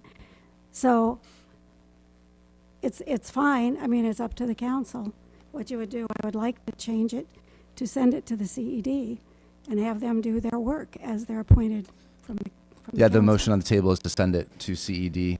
Is there any discussion on sending it to CED for them to do their work? Could I ask one more question? I kind of had it in my head and I'm almost forgetting it now. So the ad hoc, that if we do have a ad hoc for TIF over our site, would we be voting on, the council would be voting on, you guys would present us the information, tell us whether you think it should be done or not, but it's voted by the town council whether to proceed with it or not, to accept it? With the TIF agreement, yes. Yeah, so the ad hoc committee would not have the authority to forward, to say, yeah, we're going to give it or we're not going to give it? No, they wouldn't have the authority to execute on their own. This Okay. would eventually come back to the council, so. And we would vote on it? Yes. So that way I'm fine with the ad hoc, because I also looked into it, and it's very in-depth. And I think it'd be better just to have an ad hoc committee just focus on. But we don't have to TIF. debate it. No, I'm just saying, I just. It's just the referral. So once CED makes their findings. Yeah. After, if we so choose to refer, then we could discuss it at a council level if we want to heed their recommendation or not. Right. Question, if you're done. Will the ad hoc committee be in a position to be negotiating? For example, I've heard from many constituents, they want only a 5-year TIF, okay? And the developer, of course, wants 15 years. Would the ad hoc committee be negotiating such a thing and working it out? Or would that be the council? I'm just curious in terms of procedure. Perhaps the town attorney could chime in here, but the ad hoc committee would be responsible for the work being made to develop the area, firstly, and then also the potential agreement. And then again, we would have their recommendations here at the council level, and then we can make those final determinations. But the ad hoc, we were basically relying on them to do a deep dive and their expertise, and then they would come to the council with a proposal, and then we could amend those suggestions. Yeah, I think if I understand how this is created, so this is a common way it's done in most cities and towns. So the ad hoc committee basically looks at it, looks at the area, looks at the possible development, whatever that is, then comes before the council in a discussion, likely, and from that discussion, a councilor will likely sponsor both the creation of a district and the execution of an agreement. That stays at the council level for final determination. Of course, it has to get referred out. Those things would get referred out to your usual committees and the finance committee through the normal course. But the intent of this is really for a committee to do due diligence to see if there's something there to even bring back to the council that then a council member or two could sponsor legislation on. So ultimately, any decision that's made is going to be the decision of this full body. I think, and correct me if I'm wrong, but I think the point of this is to do due diligence to see if this is something that this council, or the recommendation of the ad hoc committee for this council to explore. Yep, makes I sense. guess my question was, why don't we think that the appointed committee is sufficient to do the work?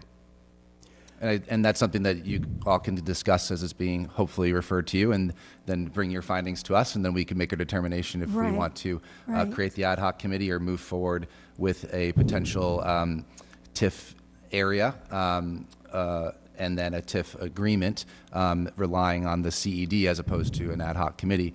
And we would, again, look forward to your recommendations. Any other discussion? Yes, thank you, Mr. President. If we had an ad hoc committee and we included some citizens, would we be able to include some accountants with financial acumen? What is proposed here just has an ad hoc committee of town council members.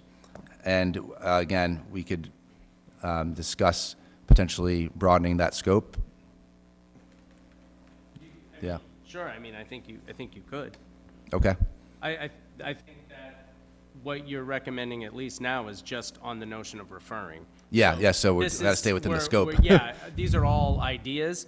I think these are the ideas that honestly need to get parsed out through your legislative process. And then if there's amendments after committee recommendations, that's when those kind of things start to come to light. But I think the committee meeting is important in that way, because if there are things for the committee to look at, it's a good idea for those things to be kind of worked through the legislative process.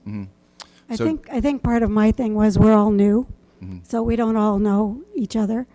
But making these committees, I mean, on a committee, you can ask people to come in and talk to you at the committee and bring you information and all that sort of thing. If you don't walk with that expertise already, you bring it in and you get it given to you. But ignoring an appointed committee at the second meeting of the town council feels a little, I don't know, a little hurtful about being appointed to a committee and then saying, okay, that's not good enough for us to use, even though this is the type of thing that would go to that committee. So I guess that's what I'm saying. Councilor Lindy. And I kind of agree with Councilor Hunt, because I think that's the purpose of the ad hoc committee, just like the purpose of budget and finance is to refer items out and then for the committee to deliberate, just like rules and procedures. I personally don't think we need another ad hoc committee. I think we have the capability to do that, but hopefully we'll get it referred. Yeah, duly noted. So we would hopefully look forward to the CED committee on their comments as to how the council should proceed, and then we will bring it back to the council level after their meeting. And we look forward to those. Again, if this passes, we would look forward to your comments. So, Can I just make a comment just before we refer it? Just to address the hatefulness, I think, as an author of this, I think we've seen the path where this has required a lot of in-depth study that needs to take place before any approval agreement comes to the table. And the intention was to create a committee that was dedicated to diving into this process and this outcome. I want to be clear that there was never intention to subsede or go around the CED committee. So I think there was just an intentional wording on there of wanting to make sure that folks were really focusing and diving in before the council made a determination on this, because ultimately it's going to have a huge impact on the town Yes. itself beyond just, central business district itself. So I think that was just the intention, but not to Absolutely, absolutely. And I didn't say hateful, I said hurtful. hurtful. Excuse me. Correct. Just a comment. I'd like to see it referred just to get the feedback from you, because maybe the ad hoc is or is not appropriate. Maybe the ad hoc with community members involved is appropriate. I think taking a look at the entire workload that may be involved is something that is completely reasonable to look at. So I think any further amendments would be at the vote at the next meeting. So I would just like to hear CED's opinion on the entire matter, whether or not it is something that you guys can contain, or if a special ad hoc is required to dive into it at the level that we're hoping is, and flesh the entire thing out so it can be explained to the council, so we're well educated on the vote when it comes. So, Okay. One final point, just to be clear, the CED committee is just taking this and giving input, thoughts, feelings. yes. They are not actually serving as the ad hoc committee. No. They are just looking at this legislation and saying, This is getting referred to them. All this is in order to create an ad hoc committee Right. to look at this. right. So that's step one Yeah. of many. They're just evaluating the order. That's it. That's it, right? Yeah. That's it. But a motion currently stands on the floor, does it not? Yeah, so the motion right now is simply to refer to CED and to have their findings on whether we need to establish an ad hoc. Question, if the CED brings in accountants, would they have to pay them versus having citizen volunteers that are accountants? Well, the CED committee, Bob, yeah. We're not even close to being there yet. Yeah. Council Ellenberg's point, Aye. at whatever point you're negotiating an agreement, when you would be taking a deep dive into the financials, it would be appropriate perhaps to have a third-party financial. But right now, you're just looking at process and procedure. You would not even be having numbers to look at. Yes. I want to be clear, too. There's a CED committee in the town. I'm talking about the council, CED Yes. committee. Okay, I just want to be clear. Just want to be clear about that. Okay. Can I just click clarity? So we're referring it to the CDC to decide whether we should go forward with this ad hoc? Isn't it just easier if we just vote right now and decide whether we want to go forward with Well, it or not? we can't because it's the first reading. You could keep vote it to at keep it at council level. That's a different motion, but you first have to vote the referral. Well, say if the referral wasn't on the thing. If there was no motion to refer, you could make a motion to keep at council level, just like any other order, and then you could vote it at the second reading like you can any other order. Yeah, because I'm wondering why we have to refer it to someone to say, okay, yeah, why don't you do it? Rather, we can just do it us, the council's here, so we can refer. That's up to you guys. You know what I mean, to skip That's why you this- get paid the big bucks. We're skipping the step. I don't understand why we're adding another step. Well, so I'm the motion on the table is to refer, and you bring up a good point that if you don't wish to refer and the motion fails, we could then potentially entertain a motion to keep it at the council level, and then the council can discuss amongst ourselves what we would then do with what is proposed in regard to establishing an ad hoc. This motion would just have CED weigh in on the particulars amongst themselves and then report back to us. But it's going to come back to us anyway, and we can take their advice or not. But we would look forward to their expertise into diving into this. Councilor Striggles. Thank you, Mr. President. I think one thing that us as a council, it seemed to be a common theme of wanting our committees within the council to function at a high level. And we can't just have some committees function at a high level and have things referred and then not refer things to others. I say that as a member of CED, a new member of CED with a long-standing knowledge of the TIF process and also the overall commercial lending issues that we're facing within not only our Commonwealth but nationwide. So I have a very firm grasp on it, and I do think that if we easily refer a budgetary item to Budget and Finance without blinking, we should refer a developmental procedure item to CED without blinking. Any further comments on, again, referring to CED? Seeing none, I will give my comments. Again, I concur with Councilor Striggles. I believe that we should lean on our committees and then look forward to their input. And then we're always going to be sitting here as a council to be able to deliberate this further with, again, their expert advice and opinions. So with that being said, the motion on the table is to refer. All those in favor? Aye. Aye. Aye. Aye. All those opposed? No. One.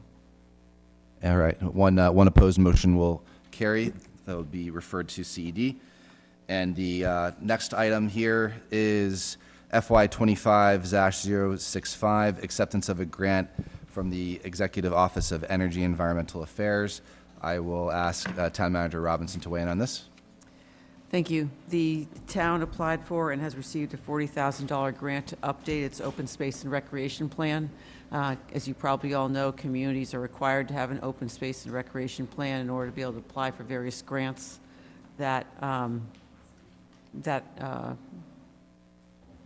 after it. So we're asking you to accept, move the process to accept this grant. Thank you. Do I have a motion to refer to Budget and Finance Committee?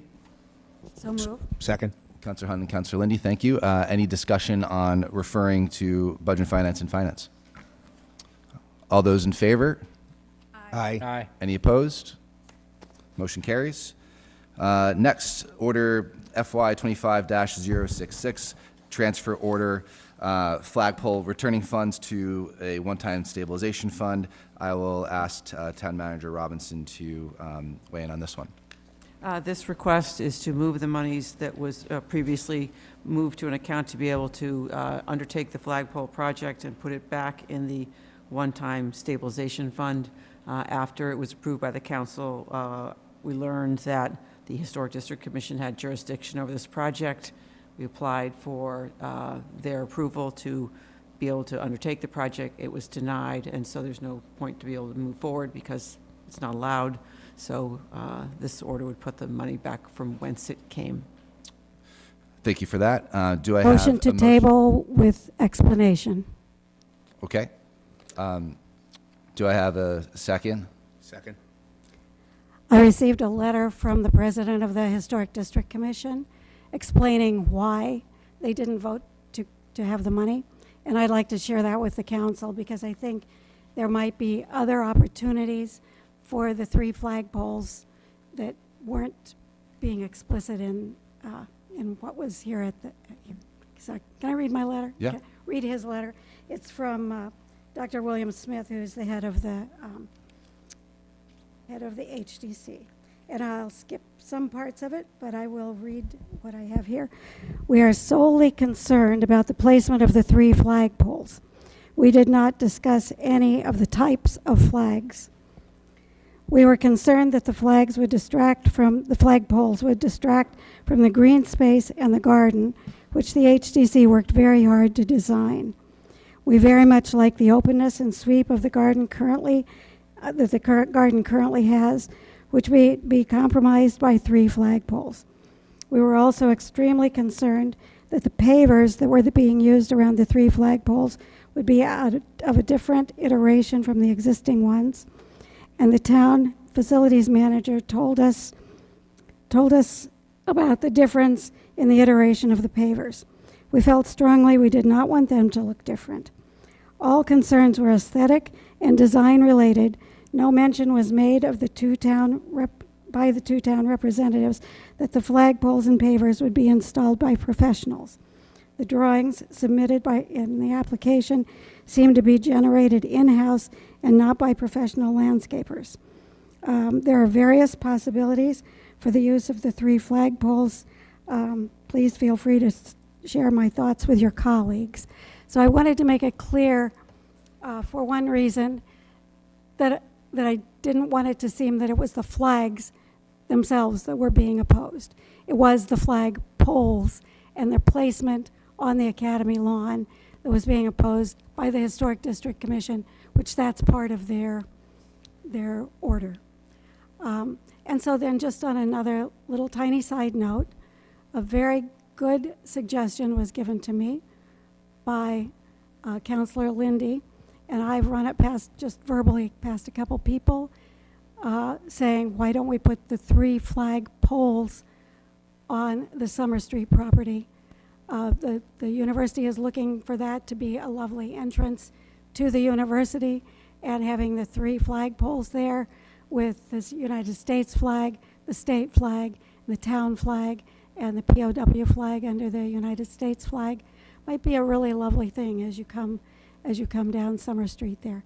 So not that that is anything that hasn't really been passed through, but that is an idea. And I thought if we could keep the money that we already have set aside for the 3 flag poles, instead of putting it back and going back and getting it again, and when we decide that maybe we can put up the 3 flag poles, maybe that would be a better thing than just sending the whole thing back and starting all over again another time. So that's my thinking. Any further discussion on the Point of motion? order, Mr. President, there's no discussion on tabling. I agree. Oh, It's supposed to go directly to a vote. Yep. And if a majority of the vote to table it, it's tabled. Yes. I agree. thank you. Forgot about that. Okay, so I will do a roll call vote on the motion to table. Can I just get quote, if we table it, it doesn't come back to us? You're tabling the money. You're tabling the vote to send the money back. Oh, no, wait a minute. Yeah, this is to return the funds. You're tabling that, so funds are gonna be held in limbo, which is another issue, but it's your motion, so there's no debate on it. And there's no discussion now that it's motion to table. Correct. Yep. So if I vote yes, the money just stays somewhere? Okay. Somewhere. Let's do a roll call vote on this one, please. No. No. No.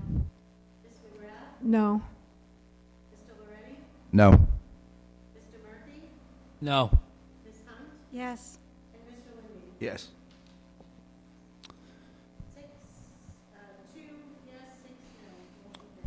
So the motion fails, so Back to the main motion. back to the main motion. And I'm looking for a motion to refer this to Budget and Finance Committee for further discussion. So moved. Second. Thank you, Councilor Strigels, and second by Councilor Ellenberg. Further discussion on referring. Seeing none, all those in favor? Aye. Aye. Any opposed? Seeing none, motion carries. Next, Order FY 25-067, end of the year transfers. I will ask Town Manager Robinson to weigh in on this one. Thank you, Mr. President. So per the name, this is a end-of-year action that happens every year, as state law requires that we cannot end with any negative balances in any of our accounts except for snow and ice. And so what you find here is a list of transfers from various accounts where there is funds that have not been spent and are not needed, totaling $657,000. And on the second page are all the accounts to which we need to transfer funds to make sure that we have sufficient funds to end the year with a positive balance. Thank you very much. With that, I'm going to entertain a motion to refer this to Budget and Finance Committee. So moved. Second. Thank you, Councilor Strigels and Councilor Murphy. Any discussion on referring? Seeing none, all those in favor? Aye. Aye. Any opposed? Motion carries. And next, General Ordinance FY 25-020, adoption of Clause 22J of Massachusetts General Laws, Chapter 59, Section 5. This is the HERO Act. So Clause 22J would allow veterans to receive, disabled veterans to receive a tax exemption. We could go anywhere from 0 up to 100%. As this ordinance is written, it would suggest a 50%. However, we could decide to go higher or lower if we so choose. We do have to keep in mind that this would have an implication on our budget this year because this was not budgeted. So right now, what I'm looking to simply do is to refer this to Budget and Finance and the Finance Committee for them to dive into this and then refer back to the council. So moved. Thank you, Councilor Striggles. Do I have a second? Councilor Lindy, any discussion? You're right, I'm sorry. Rules and procedures. Yeah, so I'm going to redo that. I read it wrong on my notes here. So Point of I'm going to order. look for a motion to refer to Rules and Procedures. Point of order. Are you rescinding your motion? Yes, I'm Mr. rescinding President? the Okay. rescinding a motion. So motion rescinded, and then again, looking for a motion to refer to Rules and Procedures. So moved. Thank you, Councilor And I'll Striggles. keep the second. And then second, Councilor Lindy, and any discussion on referring to Rules and Procedures. Seeing none, all those in favor? Aye. Aye. Any opposed? All right, motion carries. And lastly, Point of order. So is this on the adoption of 22J, yes. the clause that would increase tax exemption, the monetary amounts? Yeah, I believe that has to go to Finance Committee as well. I think you can decide rules and procedures, but I think it also needs to go to Finance. So with that being done, can we come back to the main motion and make another motion to refer? I think you've already made a motion to refer to one committee. I think you can make a subsequent motion to refer to Finance. Before we move on. Yeah, I don't think you don't have to rescind the prior motion and vote because it went to the committee you want, the subcommittee. But I think it also, and we haven't moved to the next ordinance, so that's good. I think you have to refer something that involves taxation or monetary amounts relative to the collection of taxation or exemptions to Finance. Okay. So I think it also needs to go to the Finance Committee. Okay, so Rules and Procedures already passed, so we'll entertain another motion to refer to Budget and Finance Committee. Are you saying, just to clarify, in parallel, both committees? When you refer out to your own committees, Yeah. that's up to you, which committees you all refer to. You could refer it to only Rules and Procedures. You could refer it to both. But under the charter, everything that involves the finances of the town has to also be referred to the Finance Committee. So in terms of referring to both committees, that's entirely up to you. But I do think under the charter, you absolutely have to refer it to the Finance Committee itself. So why wouldn't we just send it to Rules and Procedures and get it back and send it to Finance? You have to send it to Finance every single time it has to do with any monetary issue. Not Budget and Finance, not your committee, the Finance Committee of the town. But we can't hear from Rules and Procedures first? No.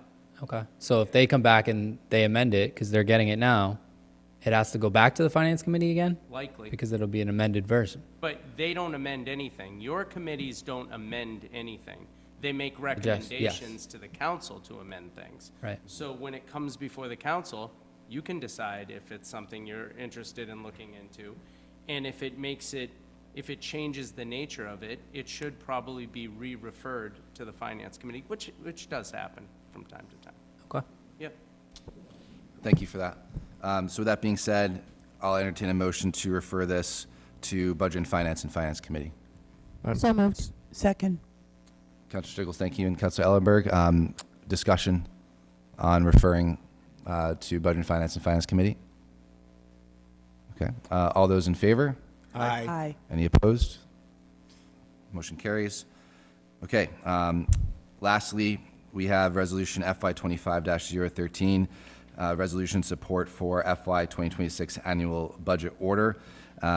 So this is brought forward by myself due to the passing of the recent 2026 budget, due to Section 6.3 B of the Charter. And we're also going to have a public hearing at our next meeting on June 3rd. I'm proposing this budget order to basically accompany that hearing, which would essentially have the council voice their support in the form of resolution of the budget, as we didn't have a proper hearing at our previous meeting. So this would hopefully come in parallel with that hearing, and then we would be able to officially voice our support in the form of resolution of that FY 2026 budget. So all that I'm looking for here is to a motion to retain at the council level. So moved. Second. Councilor Striggles and Councilor Murphy, any discussion? Seeing none, all those in favor? Aye. Aye. Any opposed? Motion carries. Okay, so now we'll move on to citizen comments. Due to Massachusetts open meeting law requirements, discussions will not take place during public comment periods. If appropriate, responses to questions and concerns will be given by the town manager at a future town council meeting. Again, please keep your comments at 3 minutes. Would anyone like to come up and speak?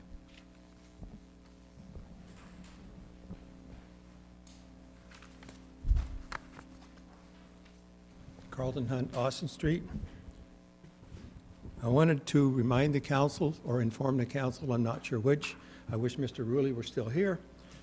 But part of the park discussion of Summer Street Park requires the Parks and Rec Commission to vote on the plan. If they don't do that, you're not likely to get the money. And I've talked with the town manager about this. Also, there is a deed restriction required under, as CPA, there's a deed restriction required on that parcel because the CPA money was used to purchase that property. That deed restriction needs to be done by the summer. The town, as I understand it, having read some of the regulations, the town cannot hold a deed restriction of its own property. An independent party has to hold that. So that is something that has to be discussed also in this process. There is a proposal that has been sent to several councilors to do that. It happens to be the Flora T. Little park owners, the Bridgewater Improvement Association. Our charter allows us to manage municipal property. Thank you. The last thing I'll say is the Energy Committee Chair, where you're talking about vehicles, you need to think about ecologically sound vehicles. That is a green community. You can get grant awards for purchasing vehicles. And I know the planning department, Mr. O'Brien, is very active in this, but that's just another place where you can get some money to get vehicles. Thank you. Thank you.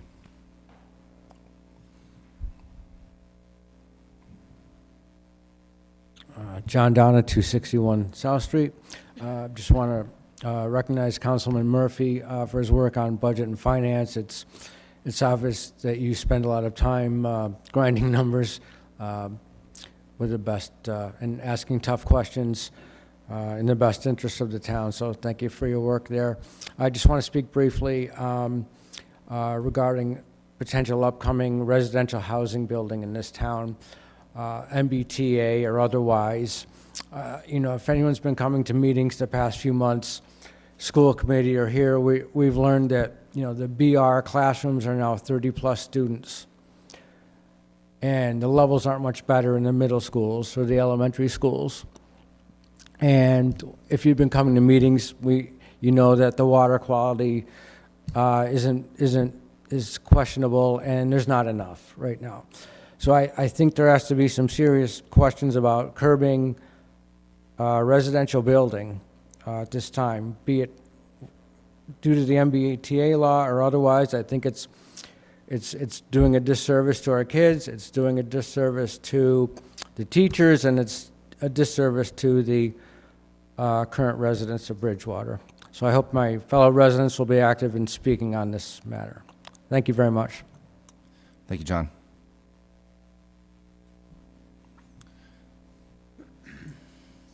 Ashley Mallard, 270. I didn't get to say this earlier, but I just wanted to publicly thank Councilman Murphy for joining me to testify for it at the State House to have the Chapter 70 funding formula changed because there is an inflationary cap in the Chapter 70 funding, and we were there with our representative, Mr. Gallagher, in order to advocate. And I got to tell you, there's an opportunity here for us to continue to remain involved in doing stuff like this and advocating for a variety of financial gains that could happen both to benefit BSU, both to benefit the town of Bridgewater, and also any money that trickles down to the school, remember, is offsetting money that the town needs to put in. So these are things that I would like to see more counselors get involved in, and I have the avenue to get us there. So if you are interested, please let me know. It was a great experience. Lesson learned, though, 2 minutes. Luckily, the timer wasn't working for us at that moment, so that was good. But I also come up here to raise concern with the letter that's being proposed to the school committee. I don't believe that there's a clear understanding of how the joint meeting works. There seems to be some confusion, and I think that's brought forth, I'll be frank, from Rainham. I think there's some discussions across the board that are happening, and I think Rainham did this in a way that is a little concerning. And now, after watching the presentation tonight, I am also concerned here, because town manager made a clarification. There's technically no cuts happening to the services. There's unfilled positions, but there are no actual cuts happening to services in town if the override fails, except for the school. Guess what? Rainham, same thing. If there is no override, there are 0 cuts happening to the town services in Rainham. For the second year in a row, the school will be the only town service that has to take the cuts. And guess what? You just showed me that you have extra money in the reserve. I get that reserve money should not be used to perpetuate salaries. That's why I agreed to advocate for the override. But for goodness sakes, guys, it can't be just the school that takes the hit 2 years in a row. That is also fiscally irresponsible. That is inappropriate. So the town should have not be asking the school committee to come back and say, let's come up with a better budget. The $10 million override split between the two towns does not have to be the ask, just for clarification at the joint town meeting. They could come back with a level services ask. Now I realize your 4.67 was possibly an inappropriate number, considering you knew we were going to need cuts. Your 4.67 contribution was saying, we know we're underservicing you, but we refuse to underservice anybody else. That's weird. That's inappropriate. I'm disappointed. And I want a better, your problem is you just created someone who's going to watch you for the whole year round. And you created a whole entire group of parents who are going to as well. This is not what we're going to walk into next year. People are worried about 5-year projections. People are discussing the idea of taking a look at this in a different way, audited differently. The school committee has made it clear, the 5-year projection, they're holding out on how many actually they would support to lower class sizes. I mean, that's there. The information is definitely out there. I'm looking forward to these meetings. I'll make sure we have a presence. But I just want to be clear. It is totally inappropriate. We would never tell the police that they're the only ones who are going to get cut in town. We would never tell the fire department they're going to be the only ones who get cut in town. I don't want to see those cuts. Let's make that apparent. But you should be being honest with the community that if the override fails, that you have to at least level service fund this community, this school system, and you have to face cuts in the other services. And you're doing a disservice to a huge portion of this population. I'm disappointed in the actions of asking for this request. You as a committee have no right. And even guess what? If the school committee agrees with you, it doesn't mean that they lose that legal right. They're just making a cross their fingers, sure, until every single parent comes to their door and starts knocking on the school committee saying, you have to fund the school at some point. You have to fund it. And we're not just talking 33. I saw class lists, 47 kids in classes, 47. Thank you, Ashley. Any other comments from citizens? Mr. President, members of the council, MJ Spagone, 5 Lakeshore Center, Unit 1128. I express concern again over the concept of doing a forensic audit. I appreciate that folks are having that type of vigorous discussion about it, but without knowing what they're looking for, without making it public, I don't know if anybody here would be supportive of a forensic audit. One thing is when you do a forensic audit like that, if you're saying that there's some sort of fraud, waste, and abuse within the town government and within a municipality, you're making two accusations. One, that the town doesn't know what it's doing, and two, that your employees are irresponsible and almost bordering on criminal. I'd like to know if there is a specific there that we're actually looking for, that we're trying to broach this topic. It really worries me when I hear these types of things, because I know we have good financials, we do have good accounting, our auditors have actually said we do a pretty good job. I mean, the only time I know we had some serious issues were back in the early 2000s. That's because audits weren't done for several years. They found problems. The town fixed them by fixing their practices, timings, and tactics and protocols. But constantly asking for a forensic audit is not prudent, and it is almost accusatory against public employees. I can tell you right now, and in a career that I am in, I'm actually a municipal collector myself. And I can tell you right now, with a lot of the stuff that we have to do, that we have to abide by through Massachusetts general law, we are held to a very high standard. Every one of my colleagues and I have to hold a very large bond that protects the municipality.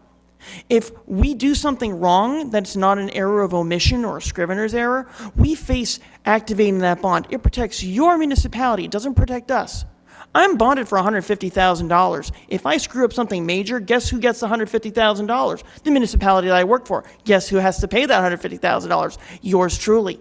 So please, I caution you, when you're saying you want a forensic audit, please make it publicly aware and known that you believe that there is a specific aspect of fraud, waste, or abuse within a municipal department, because right now, you have a lot of departments probably thinking, well, they're accusing us of doing something bad. Okay, well, which department is doing it wrong? Is it the collector's office? Is it the finance director's office? Is it the police department? Is it the fire department?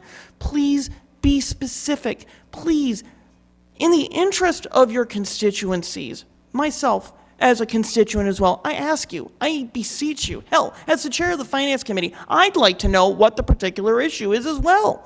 Please, be open and forthright about it. Don't dance around the issue. Get to the point. If you want a forensic audit, fine, have that conversation. But please, tell us where you think the exact problem is, and do it in a public forum, because honestly, that will expose the issue right there in the bright light of day. Transparency thrives in sunlight. That's what government thrives on. Please, I beg you, as a resident, as a taxpayer, and as a public servant, please, when you throw around the terminology of a forensic audit, do so with trepidation and careful tacitness. Thank you, Mr. President. Thank you. Any residents would like to come up and speak? All right, seeing none, thank you everyone for coming up tonight. We'll move into council comments. I will start to my left, Councilor Lindy. Again, congratulations to you. Thank you. Happy occasion, and condolences to Councilor Ellenberg on a sad occasion. I think this was a good meeting. I think we got a lot done, and it's even before 10 o'clock, so that's a good thing. I just want to remind people that 4th of July committee is still raising funds, so every Monday night at Barrett's, not to do a commercial for them, but they give 20% of what people spend on the bill to the 4th of July committee, and I've been told that that's probably the biggest fundraiser that they do the whole time. So if anybody goes out to dinner on Monday nights, go to Barrett's. Thank you. Thank you. Councilor Hunt. Yes, I also had the congratulations and the solace for the two of you. And I also wanted to congratulate the town on getting the 2 new water wells online. We've been looking forward to their completion and to put the wells through the treatment plant so the water for the residents of Wyman Meadows is treated now. It may still be a little colorful, but it's treated, so it's safe. I'm also wondering, just a question when the Charter Review Committee is going to be appointed that we need to have this year for the 5-year review. Maybe that'll be answered at the next town council meeting, please. The council president appoints the committee. There's a great need for an in-depth review, particularly of the administrative code, due to many discrepancies in punctuation, grammar, and descriptions of committee definitions in the administrative code. So that would be a really good thing to have done. And I hope that sooner rather than later we'll move forward with an offer from the Attorney General's office and the Secretary of State's office to complete a training for both our town council and all the boards, committees, and commissions who haven't, in my acknowledgement and my knowledge for the last 15 years, had any training for any of the boards, committees, and commissions. And I think they're really in need of that. So it's just my comments for today. Thank you. Councilor Murphy? Just a few quick comments. First, as Ashley mentioned, I had the privilege of going to the State House last week and testifying for Chapter 70 money. As I mentioned before, when I proposed override numbers, I said that it's not just a Bridgewater problem, it's a state problem, and that I wouldn't just ask the citizens of Bridgewater to pay for it, I would also push the state to do the same. So I was just making true on that promise, and we'll continue to follow up on different topics and would love to be a part of those future ones in the future meetings. I would also employ people to attend and ask those questions about the override. I think it's great that everybody get educated on anywhere other than Facebook. And so if you have the opportunity to attend one of these meetings, please do so, just to sit and listen and ask those questions or submit a question online and get an answer as well, too. It's just a good opportunity for folks to learn a little bit more about what's taking place. I'd also like to recognize all the positive events that are happening in Bridgewater over the next couple months. So the Memorial Day Parade, as a Veterans Agent mentioned, the Farmers Market and First Responders Day that the Fire for Effect Foundation has put on and is sponsored, and then the 4th of July, as Council Lindy had mentioned too. So a bunch of great events coming up over the next month and a half, and looking forward to seeing a lot of people out at those events. And then congratulations to Councilor Loretti and the family, and also thoughts to Councilor Ellenberg as well, too. Thank you. Thank you. Councilor Striggles? Thank you very much. I will echo the congratulations again to you and Lauren on baby Lucy. And I expressed them privately, but again, I am very sorry for your loss. You're very welcome. Thank you to everyone that continues to come up and speak, and to those that come and engage in our town government. It does not go unnoticed, and we do not take it for granted. I want to specifically shout out, I've been doing a lot of override research in other towns, and that involves a lot of online video watching of live meetings. And I know we gave them a proclamation, but I think every single meeting we should thank BTV for the accessibility that they offer this community and the clear, concise communication that they offer the community, where the video is start to finish, easy to follow, easy to hear, and everyone has access to it. So I just really wanted to echo that sentiment. And finally, I will be speaking at the Juneteenth ceremony over at the library on June 16th at 3 p.m. So I encourage everyone to attend. That is going to be a great event. They typically have members of BSU and the high school attend as well. So it's a great community event, great for any type of civic engagement and just community engagement. So I encourage everyone to come. Thank you. Councilor Ellenberg? I want to say congratulations to you for baby Lucy. And I want to say thank you for everyone's expression of sympathy to me, and that's all I have to say. Thank you. Thank you. Councilor Kennedy? First, congratulations. It's a big deal. First-time dad is a big deal. And I also want to extend my condolences again. Very sorry for your loss. Thank you both for your commitment to be here. I mean, those are major life events, so thank you very much for taking the time to be here. I'd also like to thank the public. Thank you for coming and speaking. It is important. The more involvement we have, the better this process runs. I think that the meeting tonight went pretty well. We covered a lot in a short amount of time, which is great. Thank you for bringing in the company that does the audit for the town. That's very much appreciated. It's one of the questions that I've been asked for the last few months. There's a lot of, for various reasons, lack of trust, and one of those issues is spending when people see their roads are falling apart and their water is brown in their house. They want to know what their money is being spent on. They want to know where their taxes are going. And one of the topics that comes up is an audit. So it is coming from the people who live here who want to know where our money gets spent. And there are reasonable explanations for some of that, for sure. It's well documented. Some of it is involvement in educating themselves. But just having that resource here in front of everybody to ask those questions I think is very important. And I think we were able to cover a lot with that as well. So again, thank you all for being here. Thank you for your time. Thanks. And Ms. Vice President? Thank you, McGrath? Mr. President. Congratulations, she's gorgeous. Thank you. And Addie, you know how I feel. Saturday, the CERT team, I gotta say, the CERT team showed up and put all the flags on the cemeteries for the veterans. They did a really good job. It's a lot to cover, and I gotta say, the veteran agent did a really well job. He was well organized. I think it was the Boy Scouts who went up and counted them all to make sure we had all the flags, so I just want to shout out to the team and what a good job they did. Thank you. Thank you. And lastly, my condolence again, Ms. Ellenberg, to you. I expressed them privately, but wanted to do that here. And I wanted to thank my fellow counselors for your support. And Laura and I are very excited. Thank you to residents and some new friends. We received an outpour of support from many of you, and it means a lot. And we really, really appreciate that. I'm running on a little bit of sleep, so I appreciate everybody for a great meeting, a productive meeting. Yeah, to having a great meeting and a productive meeting, and I look forward to continuing to do this work with you all moving forward. And with that, I'll entertain a motion to adjourn. Second. And all those in favor? Aye. Aye. All right, we are adjourned. Thank you very much.